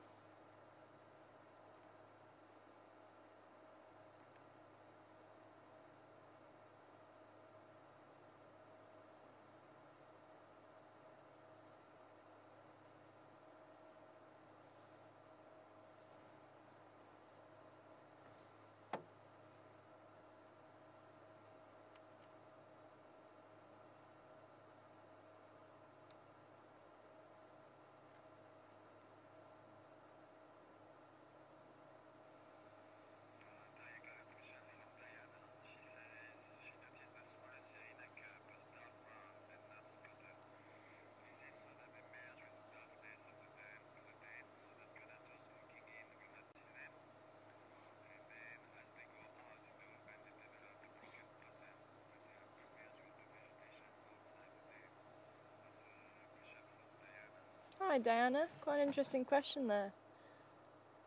Just observing that the littlest one is still very dark, and is that to blend in when they're inside the hole, so if predators peer in they don't see anything. And that could possibly be the reason, Diane. And the spots tend to emerge around 4 months of age. So it could have a lot to do with that.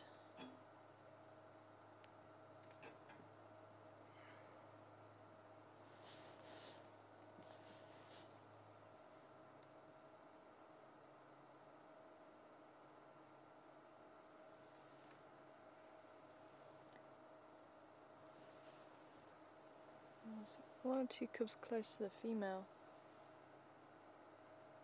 Because even now you can see this little one's got spots. It's still fairly dark in colour. That may just help to keep it a little bit better hidden. And they may have little holes that even adult hyena can't get into. And they hide away in those, so if anything does come by, then they're going to find it very difficult to dig the cubs out. The little one's on the prowl now. He's just coming, he's going to be coming into view very shortly.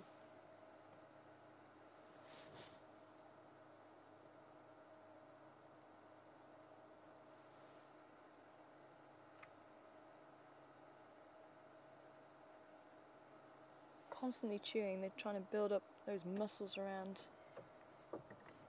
their jaws. They do have one of the powerful, the strongest jaws of all the animals.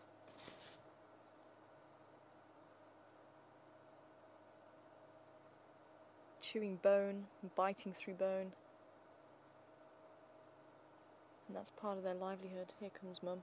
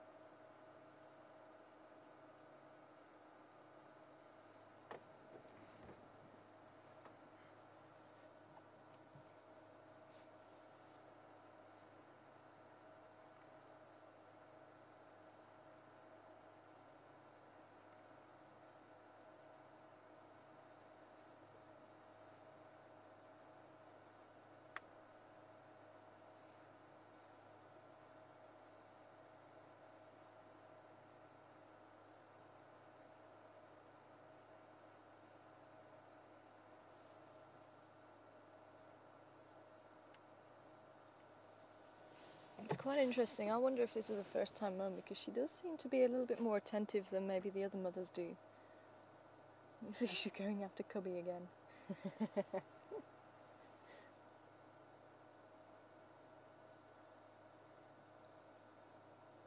I'm just going to try and pull forward because we've got 2 of them biting on the trees here. Oh, she's disappeared. Hoping we're not going to disturb them. So we'll just try and point her nose in here just a little bit so I can see them.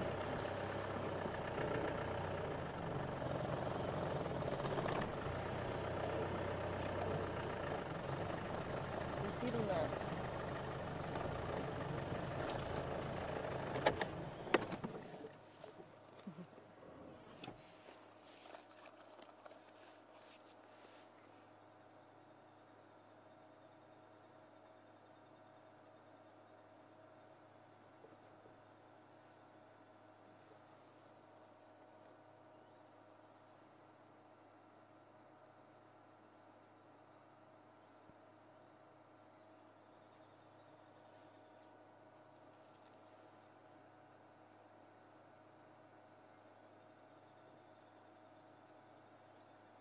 Showing that natural curiosity of all hyenas.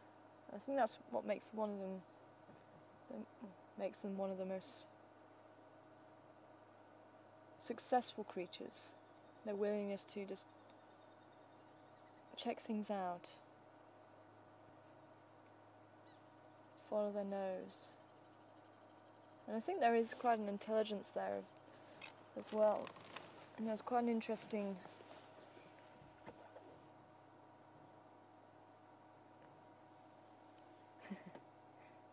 not too sure what they're up to at the moment. It looks like they are actually smelling something.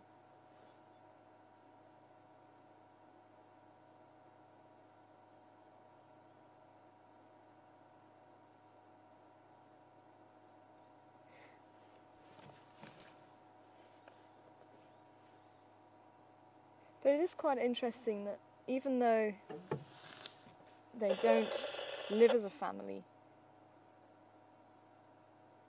work together like the lionesses do. I'm getting very distracted here. Just watching them. Even though they do live as a family, they don't work together like lionesses and who suckle their own young and everything, there's still that teamwork between them, and there still has to be a reason for them to live together and to socialise together. But you don't really see them grooming each other like we saw the baboons earlier and the lionesses. And even impala will groom each other, but you don't really see that in hyenas. But certainly when they're out hunting, and they are able to hunt, they're quite a successful predator in their own right. They can work together. Oh, someone's coming back with a kill. Are they? No, it's Mum bringing Cubby back to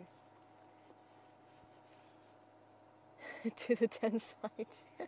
She's had enough. Cub has to come home.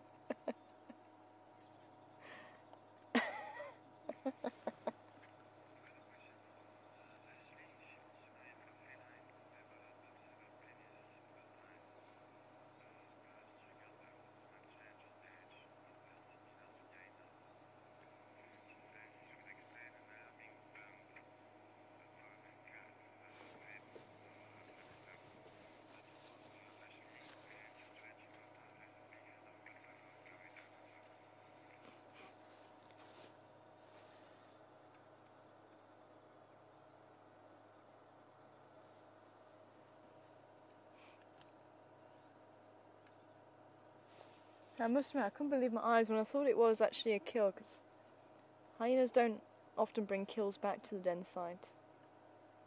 That's another difference between them and communal animals. Wild dogs, for instance, who live together communally and raise the pups communally, they'll bring back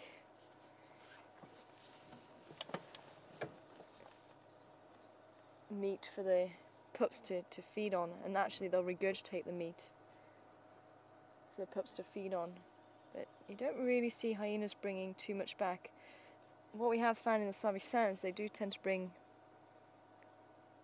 some bits back for the cubs, and there was a bit of a bone earlier which must have been brought back.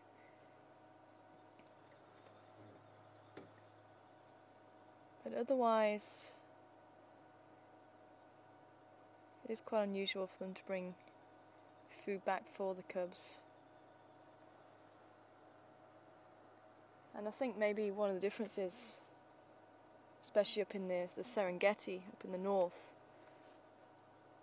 maybe there's not as much food available, and with the competition being so great between hyenas, if they brought food back for the cubs, that food may be stolen from them, especially with the hierarchy being very strict. I'm thinking maybe we can just move up a little bit, because most of the cubs are back around by the hole, so let's just see if we can just move up a little bit more this side. No, they're all on the den side.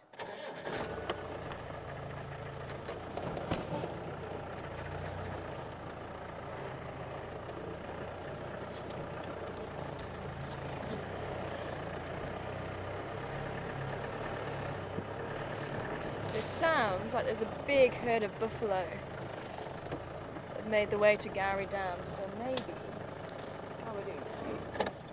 we should make our way to Gowrie Dam. We'll still try Rebecca's Road.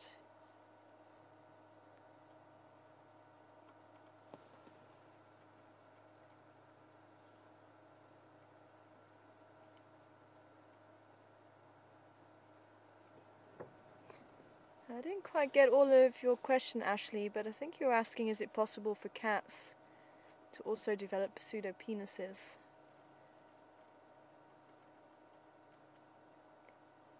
Because they are related to the hyena. And this has happened, it's not sort of been a recent thing. This has happened over many, many years of evolution. But maybe if testosterone levels in cats increases, and I think that was what the second part is, I think there was something that was said that testosterone levels have increased to quite an alarming rate in cats, and it could be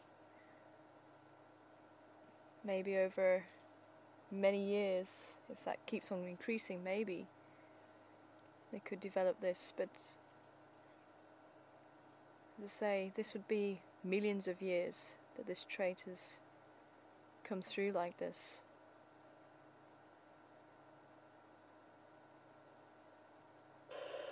And that's the thing with evolution. If you believe in evolution, I know there are many across the world that don't, but if you do believe in evolution, the theory is that it's taken millions of years for the animals to develop to what we see today, and there'll be slight changes every time, and that's where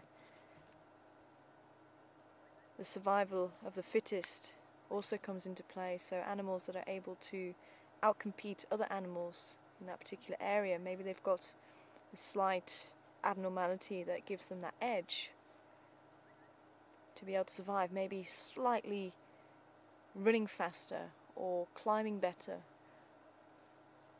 or slightly better eyesight, and maybe that goes on to survive because it's successful in that area it lives in, and that goes on to reproduce, and then maybe a few generations down the line some other feature might come out, or slightly longer or slightly better speed than its offspring, or its mother or grandmother or whatever, and eventually that trait, because the animal becomes so successful, those traits get passed on.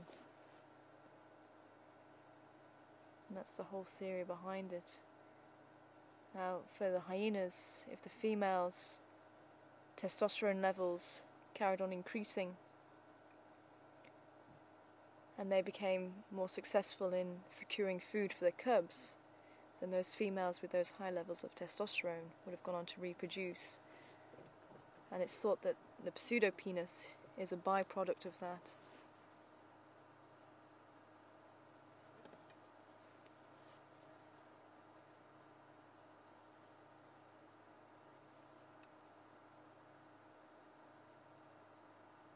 It's very hard to see when you've got cubs like this all playing together.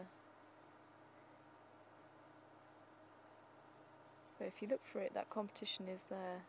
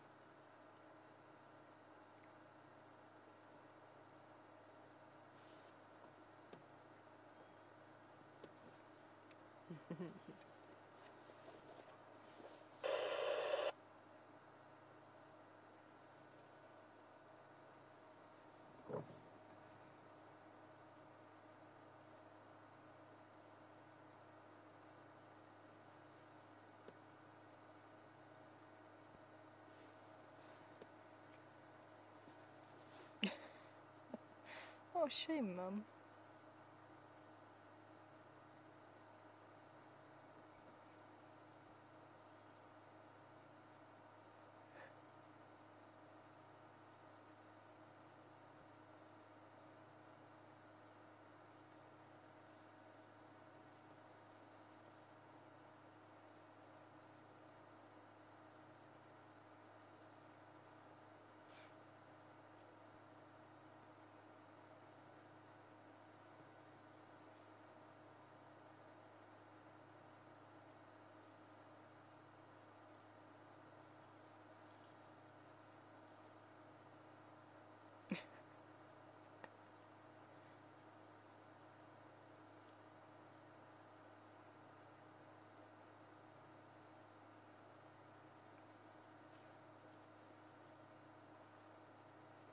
I think she's wanting baby to come to bed and sleep.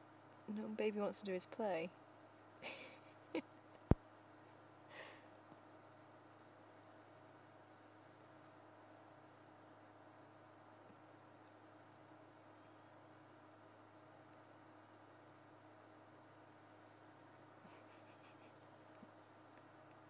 Should move around the other side. I think we'll head round to Gowrie Dam as well. It's been absolutely magic. I spent a bit of time with them, and we are so privileged. We have to spend some time with these cubs.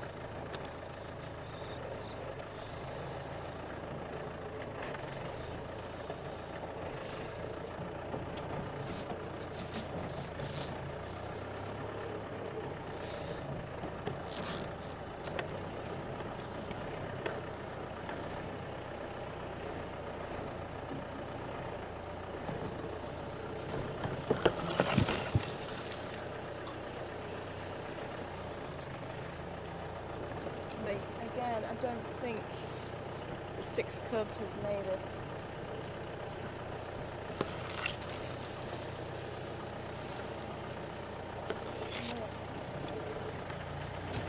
I can get one last look. She's still at the den.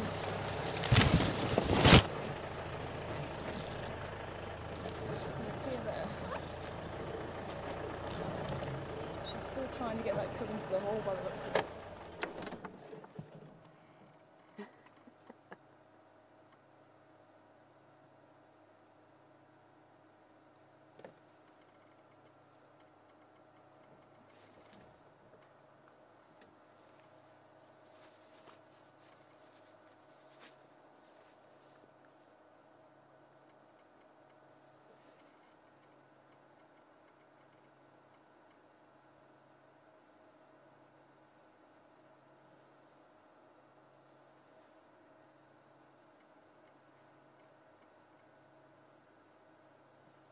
Maybe she's wanting the cub to feed.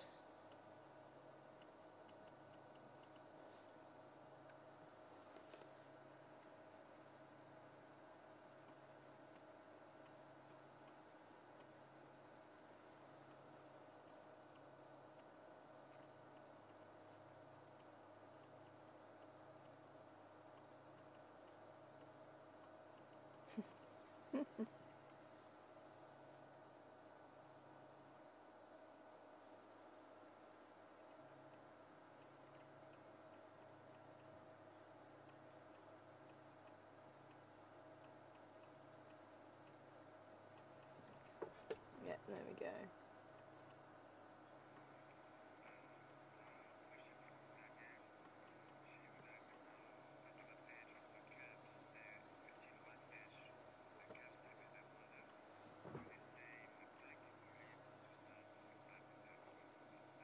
Hi, Danielle, all the way from Holland. Good to hear from you. I'm wanting to know how long will the cubs stay with the mother, or do they stay with the family? Or do they go off and make a clan of their own? But generally the females will stay with the family, the males may disperse anywhere between 2 and 4 years old. But the weaning period is very long in hyena, maybe about a year, year and a half. And that tends to be because of the whole setup of things, not generally bring food back for the cubs. The cubs may only go on foraging excursions with the adults after about 7 or 8 months old. And that's probably for safety reasons because they are so small.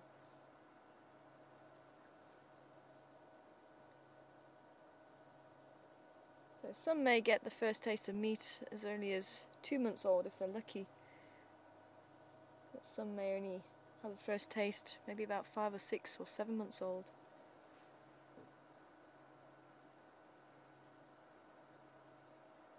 You see, look, don't you dare. The milk is just for my cub.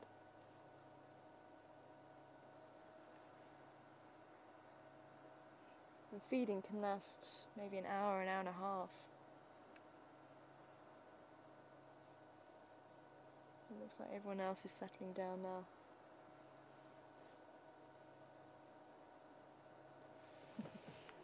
So let's leave them to it. Enjoy the peace.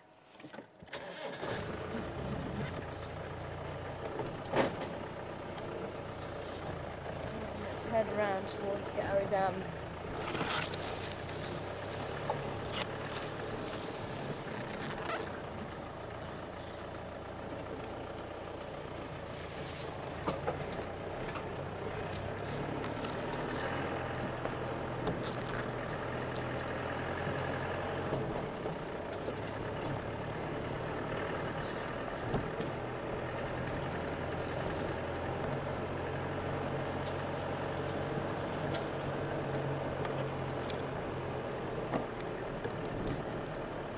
Stations and BC Kaya is active on Filman's Cup line.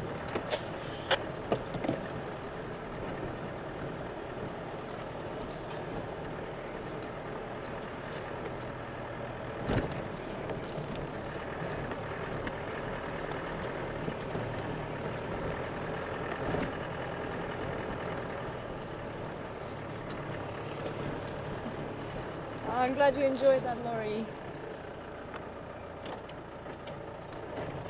I'm wondering if anything will prey on a fully grown hyena. Apart from the lions, our giraffes have come out. It is actually starting to get slightly warmer now.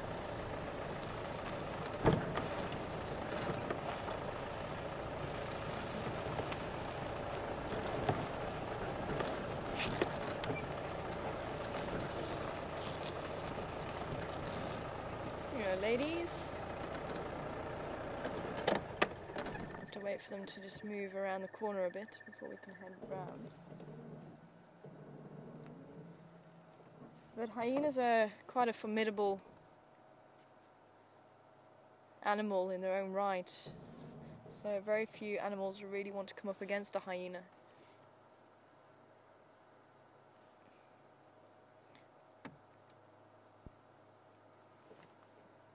Leopard don't really pose a threat to them.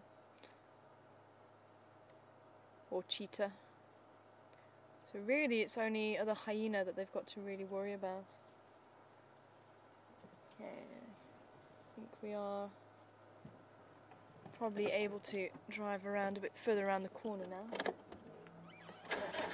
And there's actually 1, 2, 3, 4, I think there's about 5 giraffes here.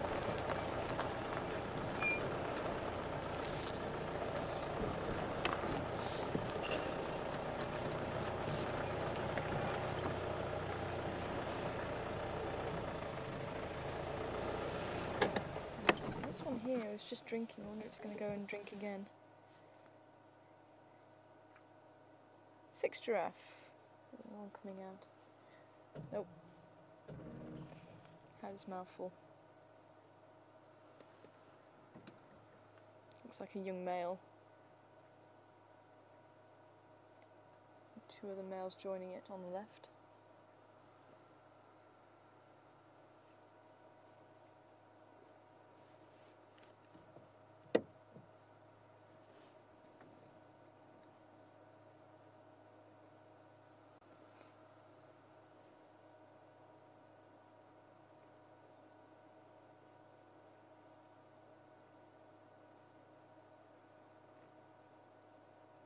Almost looks like the bull behind is trying to nudge him forward.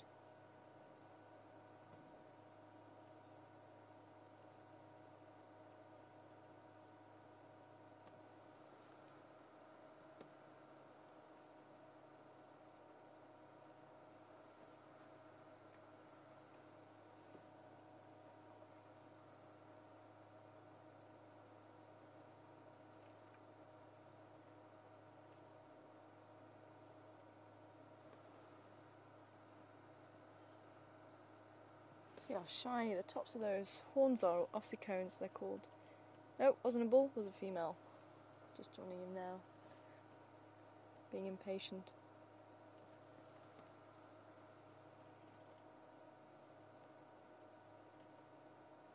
Or got an itch, one of the two.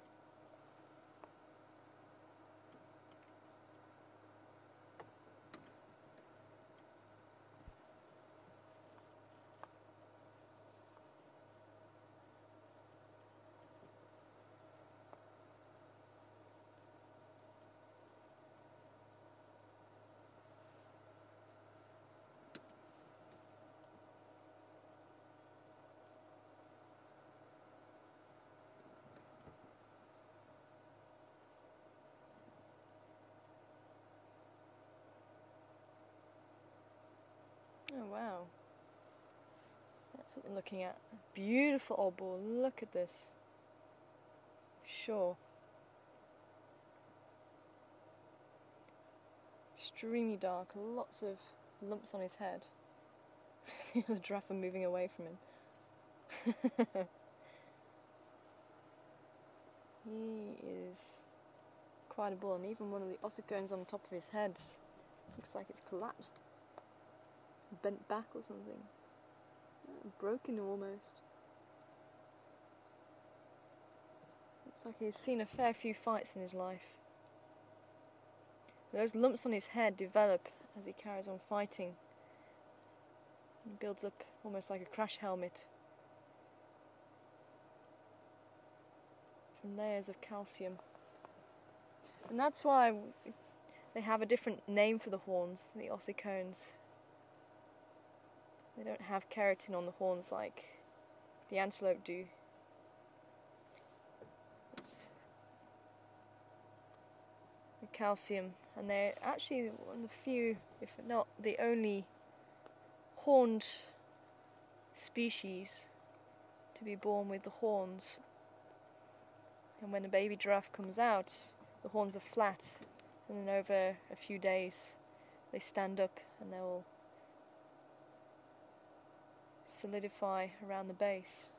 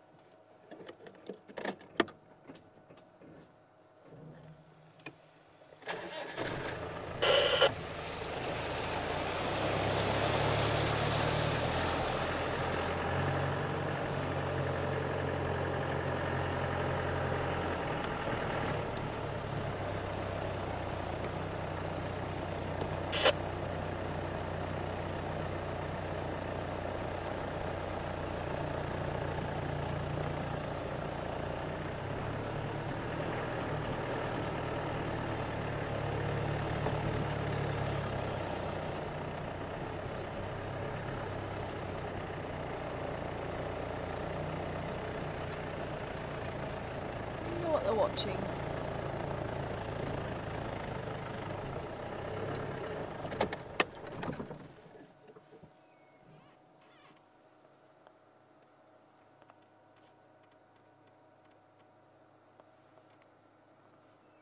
Could be watching another giraffe. Might be seeing something else. If you look carefully on the female, you can see very few lumps on the head, because they don't fight. And when the giraffes fight, they use their heads almost like a battering ram. They do need that extra protection.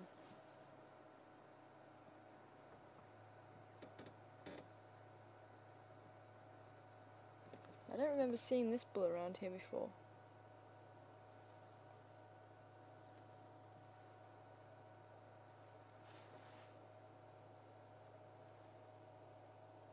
She looks like she's seen something. I'm just checking the trees just in case there's maybe a leopard hanging from one of them, or the feet or the tail. Rather snoozing.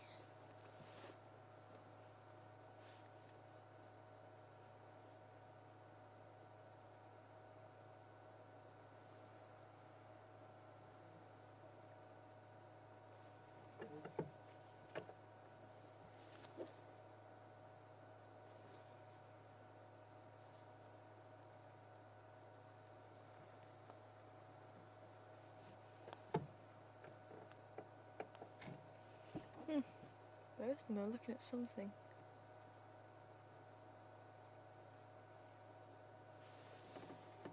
Most of the giraffe have gone into the bushes.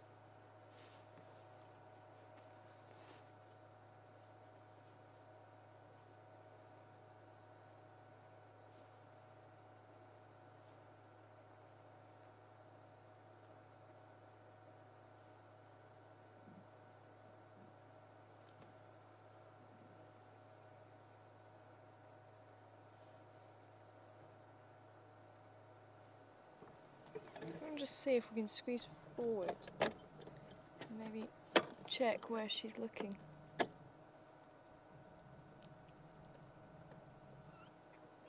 And we did have some leopard tracks right at the beginning of Drive. I don't understand her.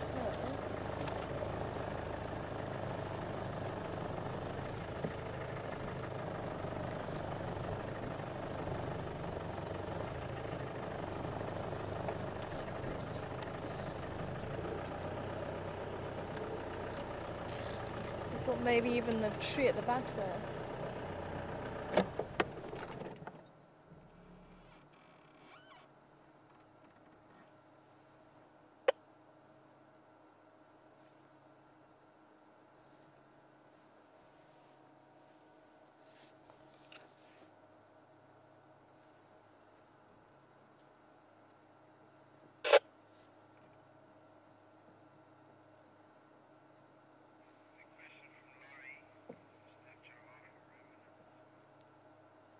Hi again, Laurie. And you are correct, giraffes are ruminants. And if you watch carefully, the male at the back is continuing to chew the cud, but you may see the female also chewing the cud. And if you watch carefully the neck, you may see the movement. It's almost like a tennis ball size moving up the neck as they bring the food up from the first stomach, the first part of the stomach, the rumen, and they bring it up with the bacteria and they chew it around with the saliva. The largest ruminant on the planet. And now she's looking over there.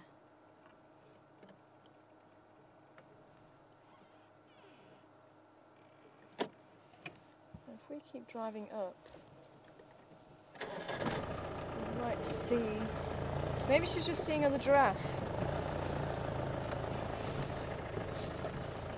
Oh, sorry, mister.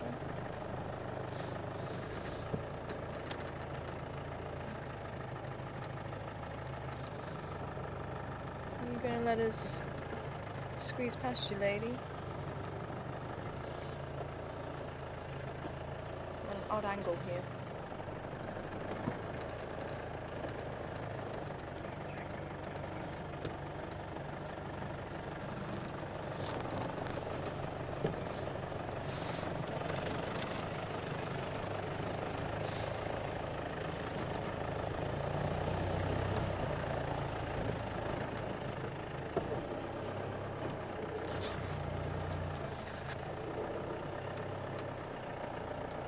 Checking that tree at the back there, no movement there.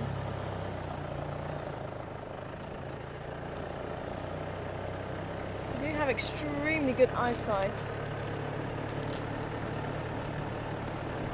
And those whites on the back of their ears can help them to communicate with each other.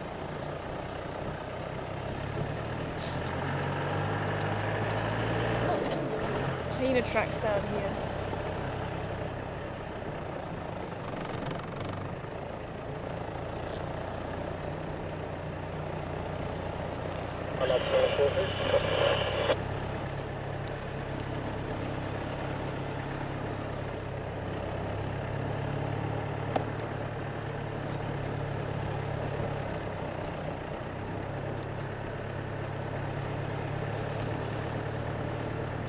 Were you looking for me? I didn't quite copy you. I didn't think you was.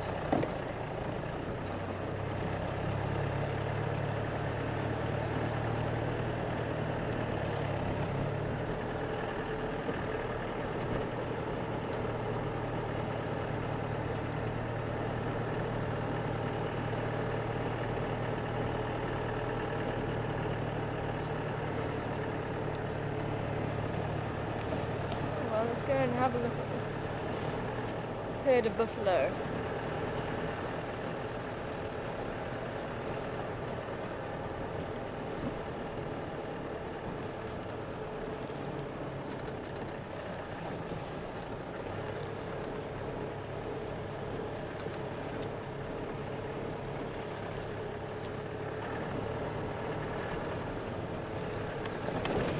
See if they are still around here. If we have a chance, we'll just head back towards Zoe's Road and see if that elephant's come out. Excuse me.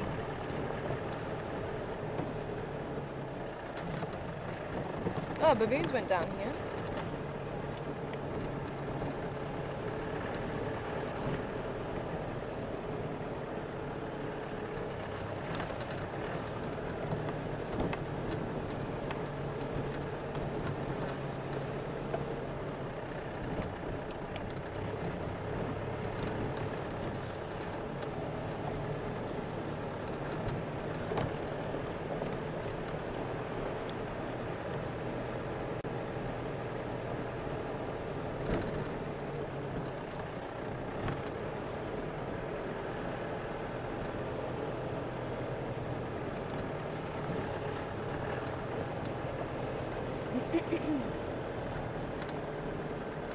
And if we have time, still want to try Rebecca's Road and see if those rhinos have popped out. See how they're going for time.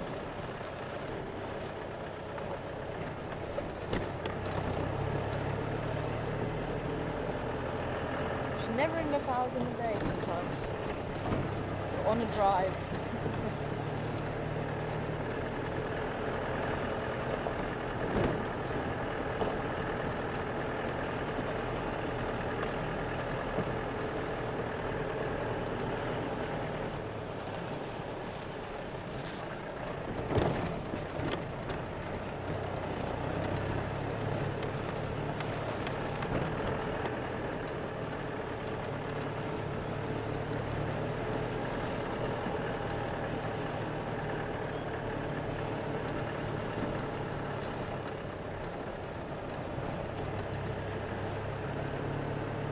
Lots of impala, watching impala.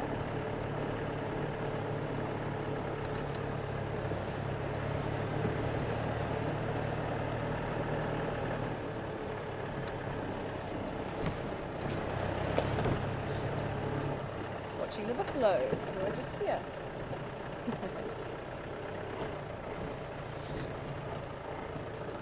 I just want to see if there is a few buffalo down by the water's edge still. Back to these guys if there's not.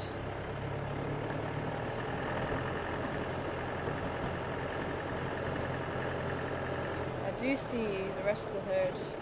Sorry guys.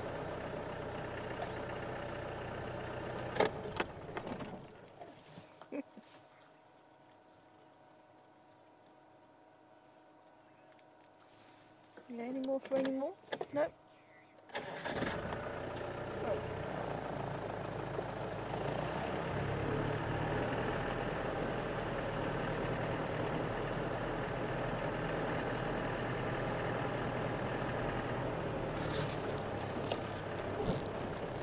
There's one or two, but there is quite a lot of the herd over on the other side.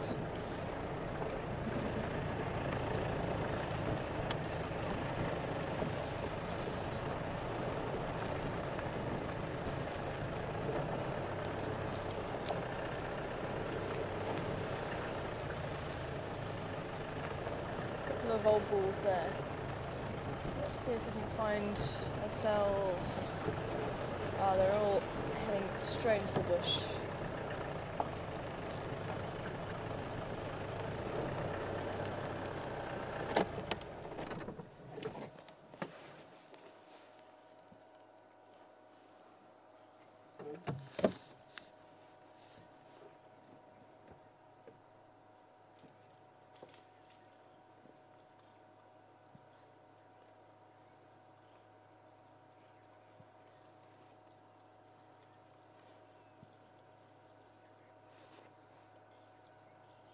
So I wonder, after we drove down towards Gary, Maine,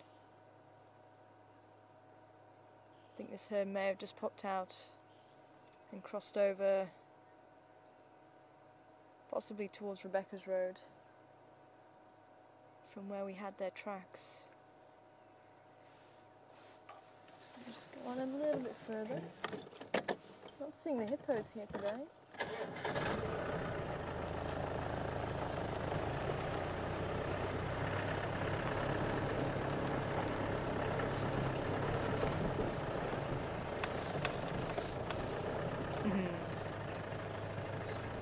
See him there.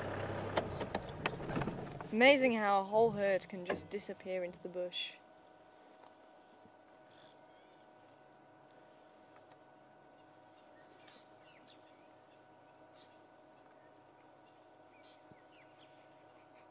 I can smell them quite nicely.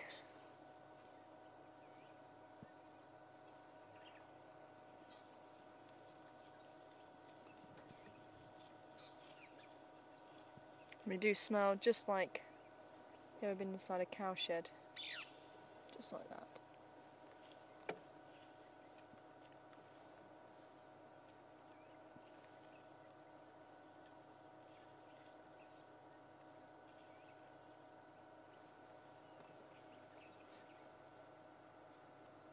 And all the oxpeckers on his back. Shame. It's like trying to keep warm. See them all huddled up together. Red-billed oxpeckers.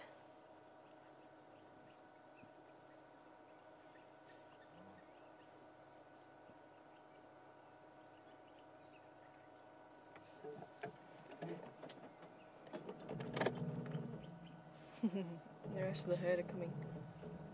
It's down to our right there. The ones we just drove past. But I do want to try and see if we can just drive into the bush a little bit. Maybe see if there's some baby buffalo there with them.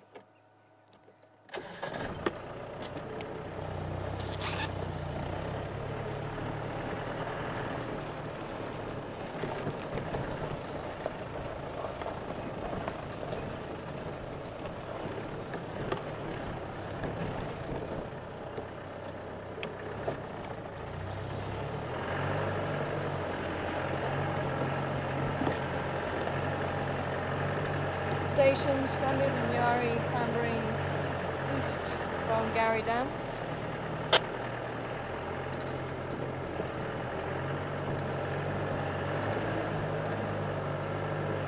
Okay, copy.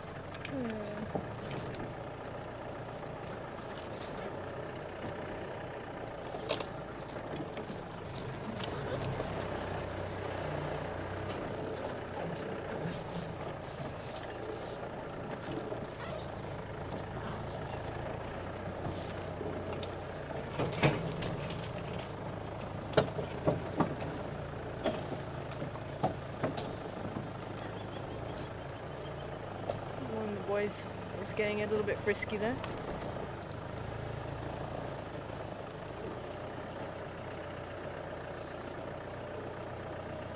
I was hoping we could squeeze through. It's getting quite thick in here actually. We might not be able to catch up with the rest of the herd.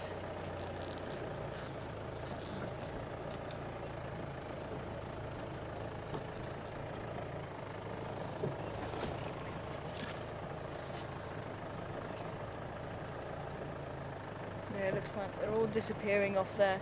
Okay, well let's go back to our original plan.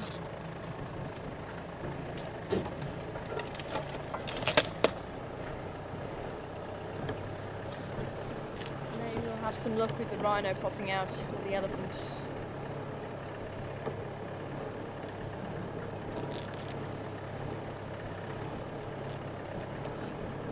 These older boys a little bit further back from the herd.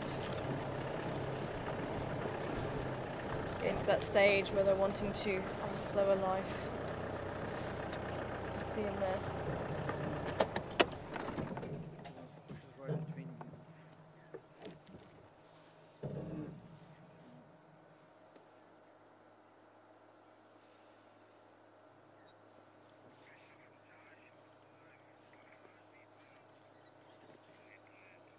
Hi Joe. And good morning to you. Hope you're well. Wanting to know if buffaloes need minerals or salt in the diet, and they do, like most animals. And quite often you'll find animals eating soil to get some minerals out of the soil. And there'll be areas where there may be some natural salts that they'll know of.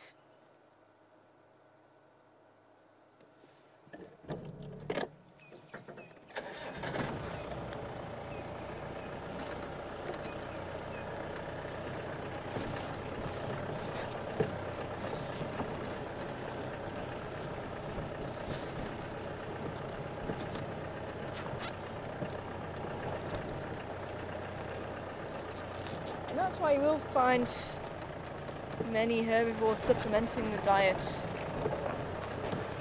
The giraffe will often eat bone for the calcium and the phosphorus to supplement the diet. I've seen rhinos actually sucking on the top of a termite mound, almost like it's a lollipop.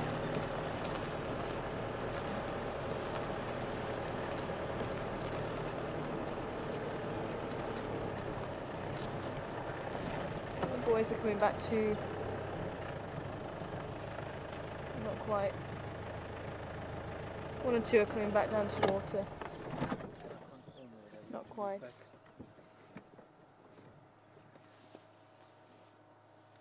No, I think we're going to continue on though.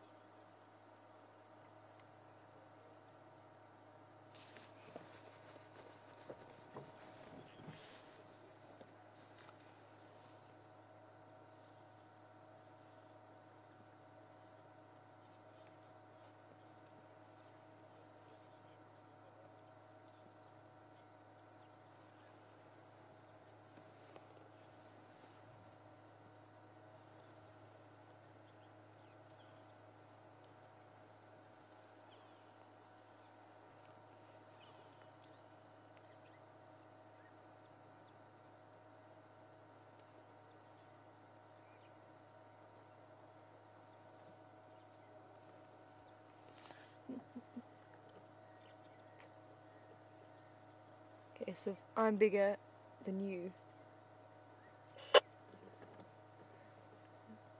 This smaller buffalo just showing his respect and moving out of his way.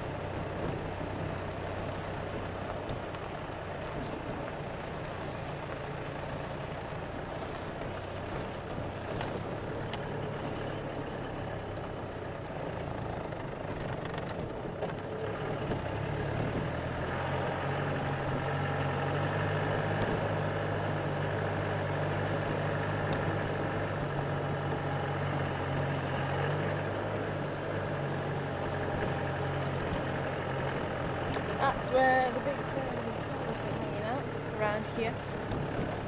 You can see some rams earlier. Impala ram eyeing up this impala ram in front of us.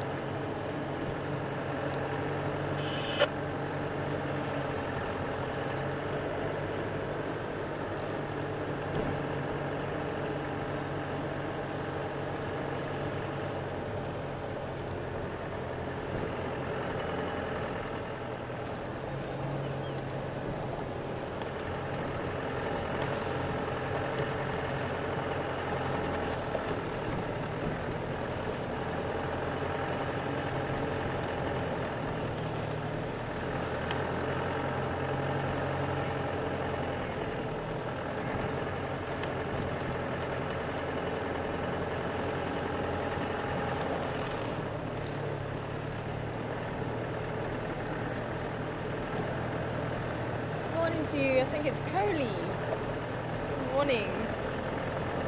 I'm doing what I think the top of the food chain, who is at the top of the food chain. Here in Africa, I'd say the lion is at the top of the food chain. Even elephants in certain areas are not safe from lions.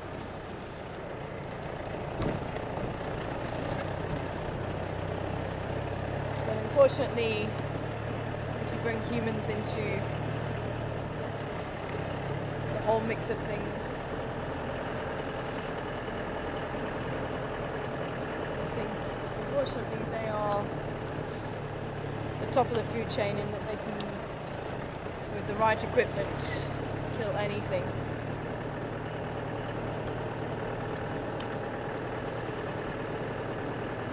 But in the animal world, out here in the wild, in the African bushveld, lion will dominate many species. Although tables can be turned depending on the numbers. We've seen the hyena earlier. Hyena are capable of killing lion.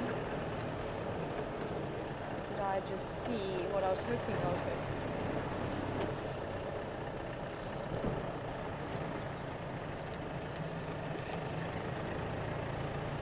Try and get into an open part if I can.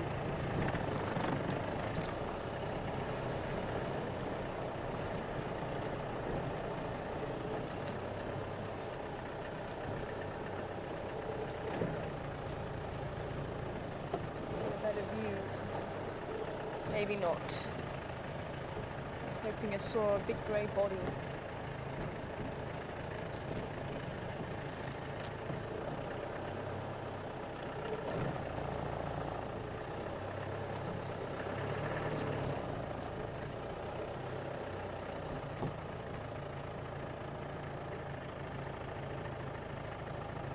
Cheetah are able to be forced off their kills by many different animals. Even jackal if they're in great numbers.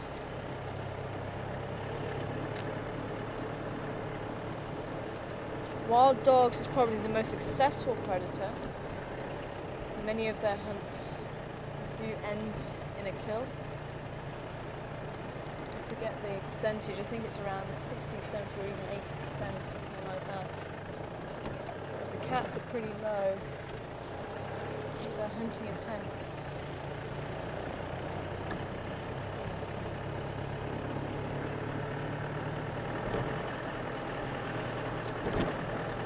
It depends on which angle you come from.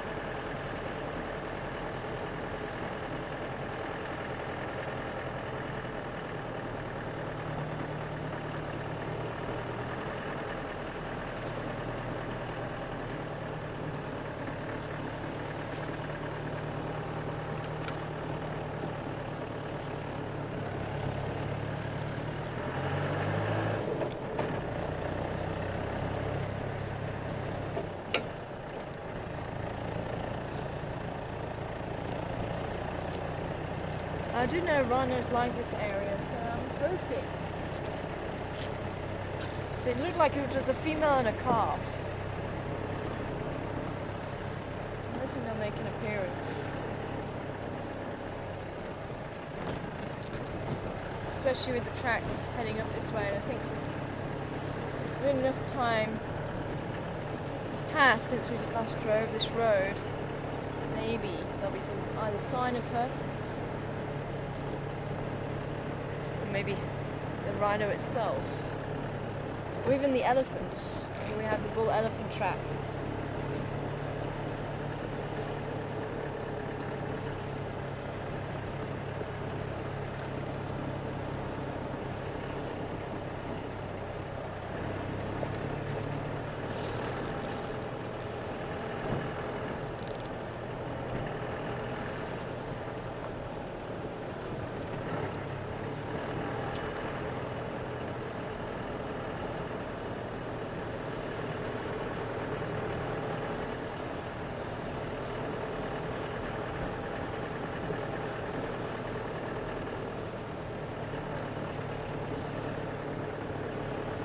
So I think that line may have continued on, maybe across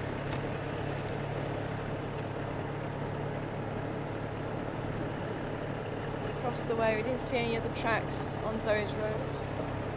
The light hasn't been great.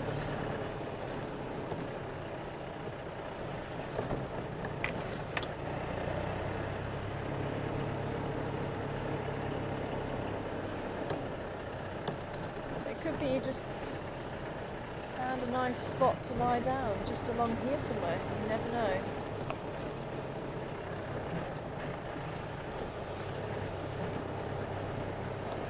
And it could be that he continued on. Maybe he heard calling last night. At the Unkahumas, those tracks of the females by the gate. Maybe he went that way. Maybe he avoided them. A number of possibilities. Maybe it's the sixth male tracks they belong to. Any number of possibilities.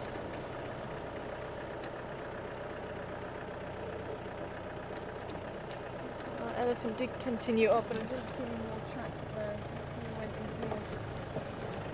Might be able to see him from this side. I've been checking out all the roads we've been driving, been checking right into the bush as far as I can see, looking out for any slither of grey.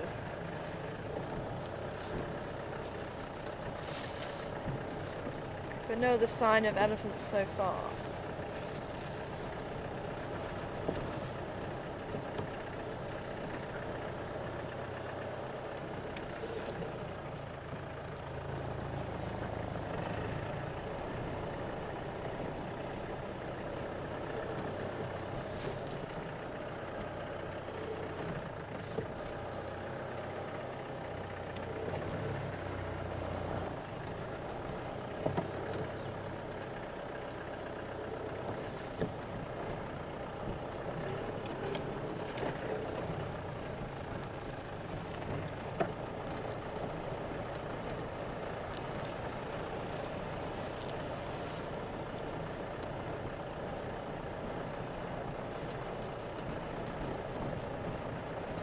I still didn't get to head north after all. Maybe we can try that tomorrow. Maybe try east. Maybe visit Dam tomorrow. I think our rhino also found somewhere nice to lie down.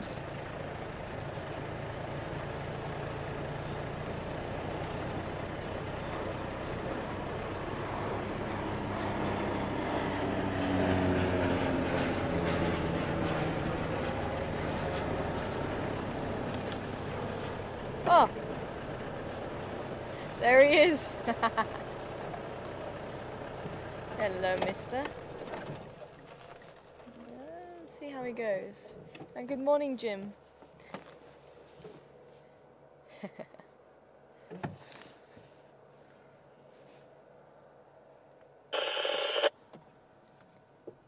Saying the animals seem quite calm around the vehicles. Do they know that we're not a threat? Now I can smell this bull is in must, and I can see his temporal lobe is weeping, so I'm just going to see how he reacts to us.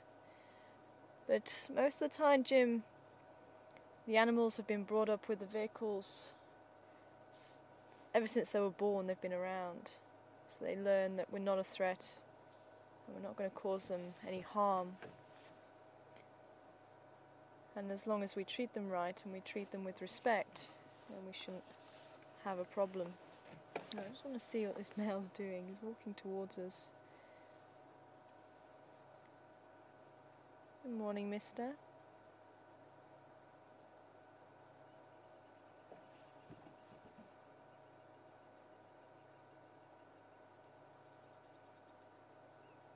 I'm going to see what we're about.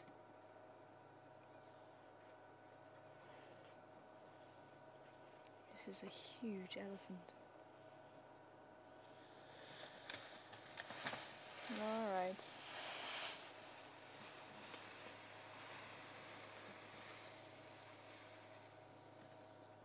See, he's dribbling urine. He is in full must.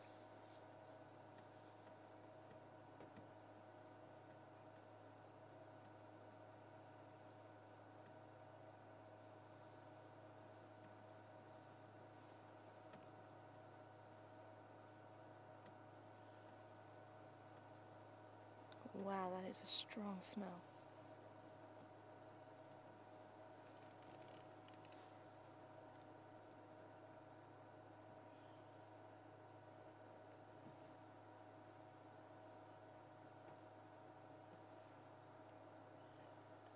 I'm just going to turn around and see if we can get another view of him.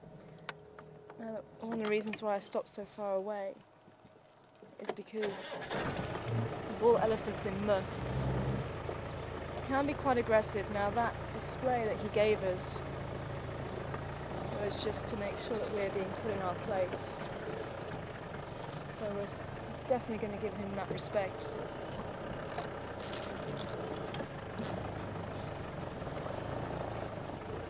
Just want to see if we can get one from the views going through there. So if we sneak through here. And yet some elephant herds, oh there's some more elephants.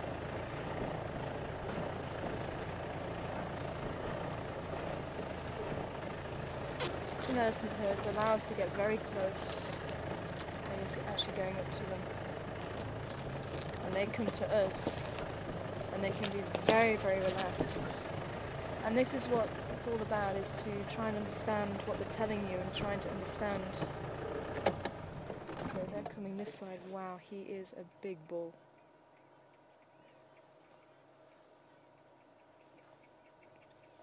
And I definitely don't want to get on the wrong side of him.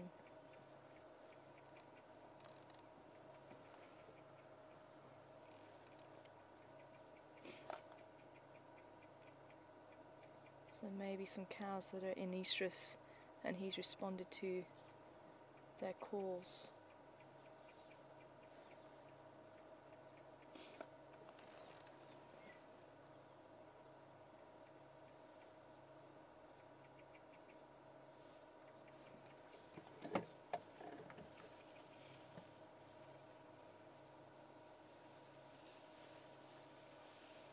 Yeah, that female looks like she's in estrus.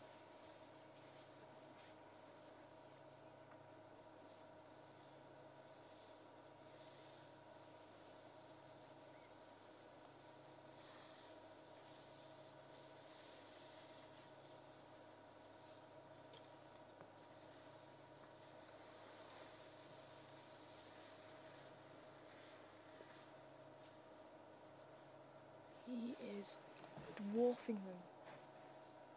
My word. But they look a little bit upset. They are moving on. They're picking up the pace a little bit. I wonder what's happened. I'm just going to drive around. We're not going to follow them too much.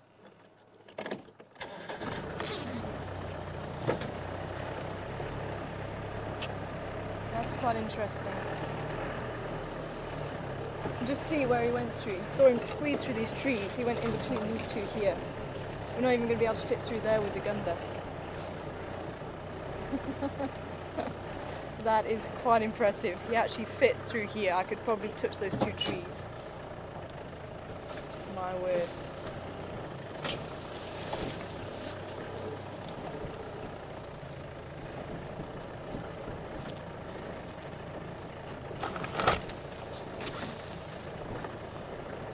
There they go. It's just through there. And just like the male, the female's temporal lobes were weeping next to her eye.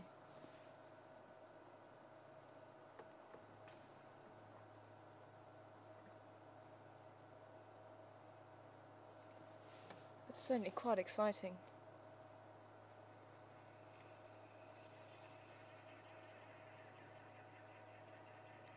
Quite an interesting situation. And it looks like they have calmed down a little bit there.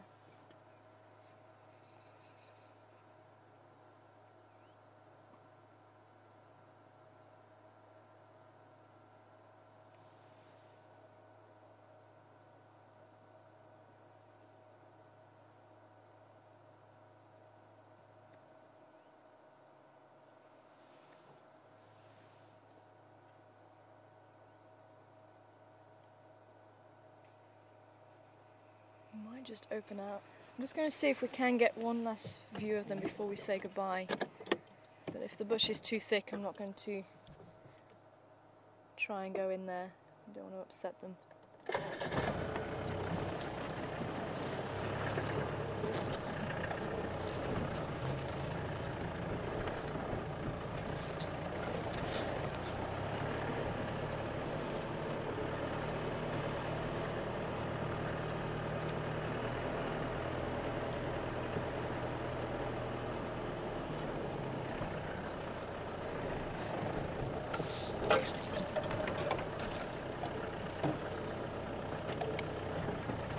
It looks like they've continued on and left him behind.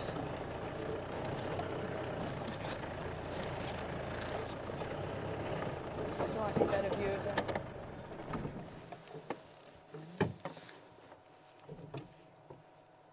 It's amazing how powerful testosterone can be.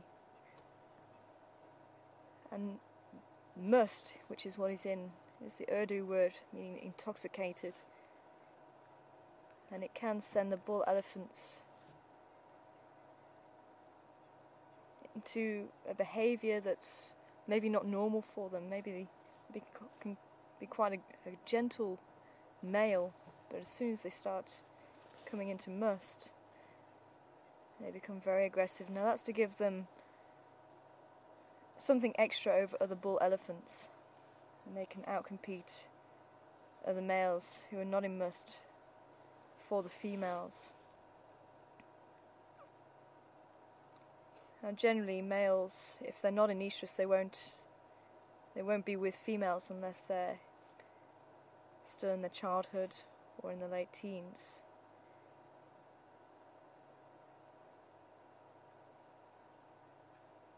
But if there is any bulls around, the females won't accept them.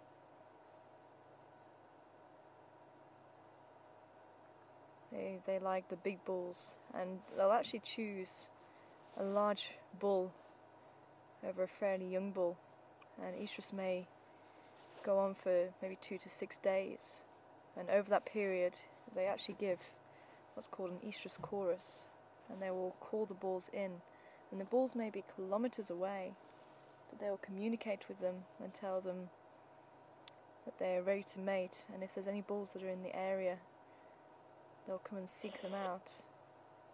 And if there's a few bulls that respond, the strongest bulls will outcompete the weaker ones.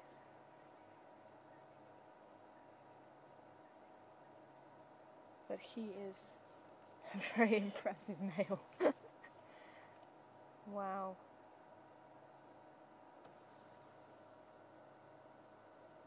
I don't think I've seen him before. I don't recognise the tusks.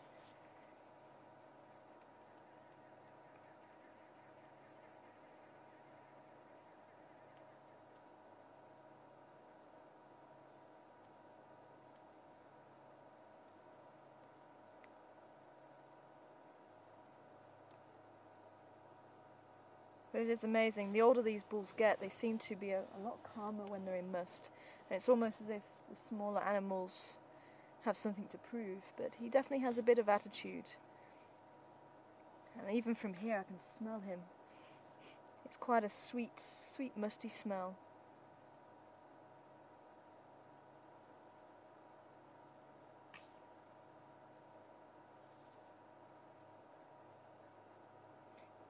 There was something definitely not right with those females. They were a little bit agitated. Could be the presence of this bull. It could be something happened further in the block here. Maybe the lion, maybe they came across him. Maybe even a leopard. We have seen elephants react to lions before. There could be any number of possibilities.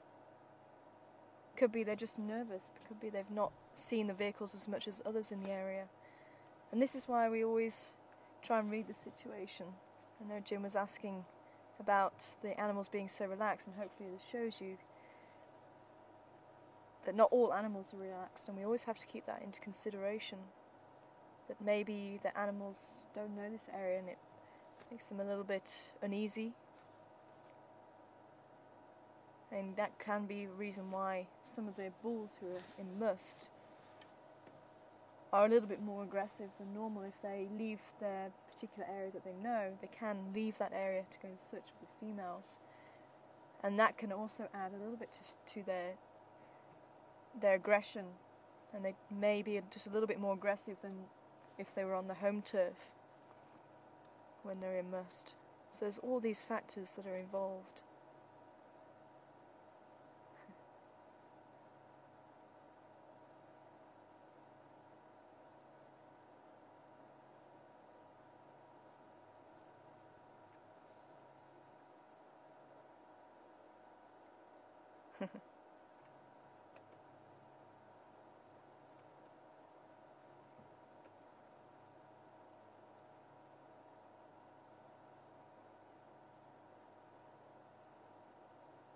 But I'm not seeing any more trees. I think trees swaying. I think they have continued on.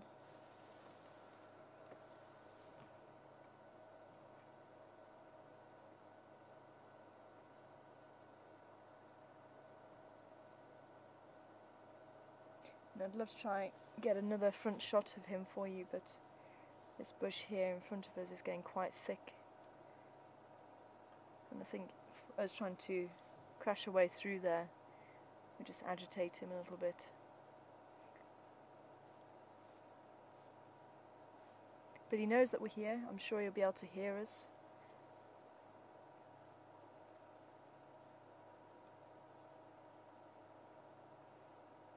And even that trunk keeps tilting it towards us every so often.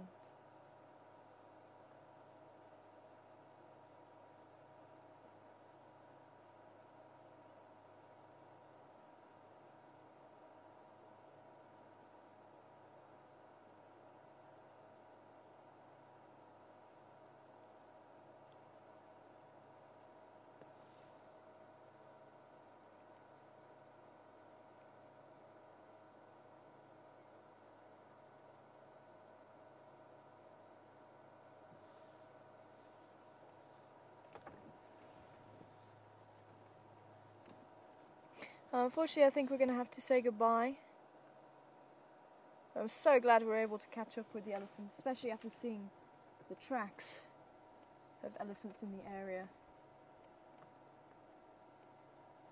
It's been quite a nice morning catching up with the Gowrie gang and also the hyena family as well, and even the buffalo towards the end. I hope you've enjoyed the ride this morning. But from myself and the rest of the crew, I'm going to be saying goodbye and see you again tomorrow for 6:30 Central Africa time for our next live safari. Take care, everyone.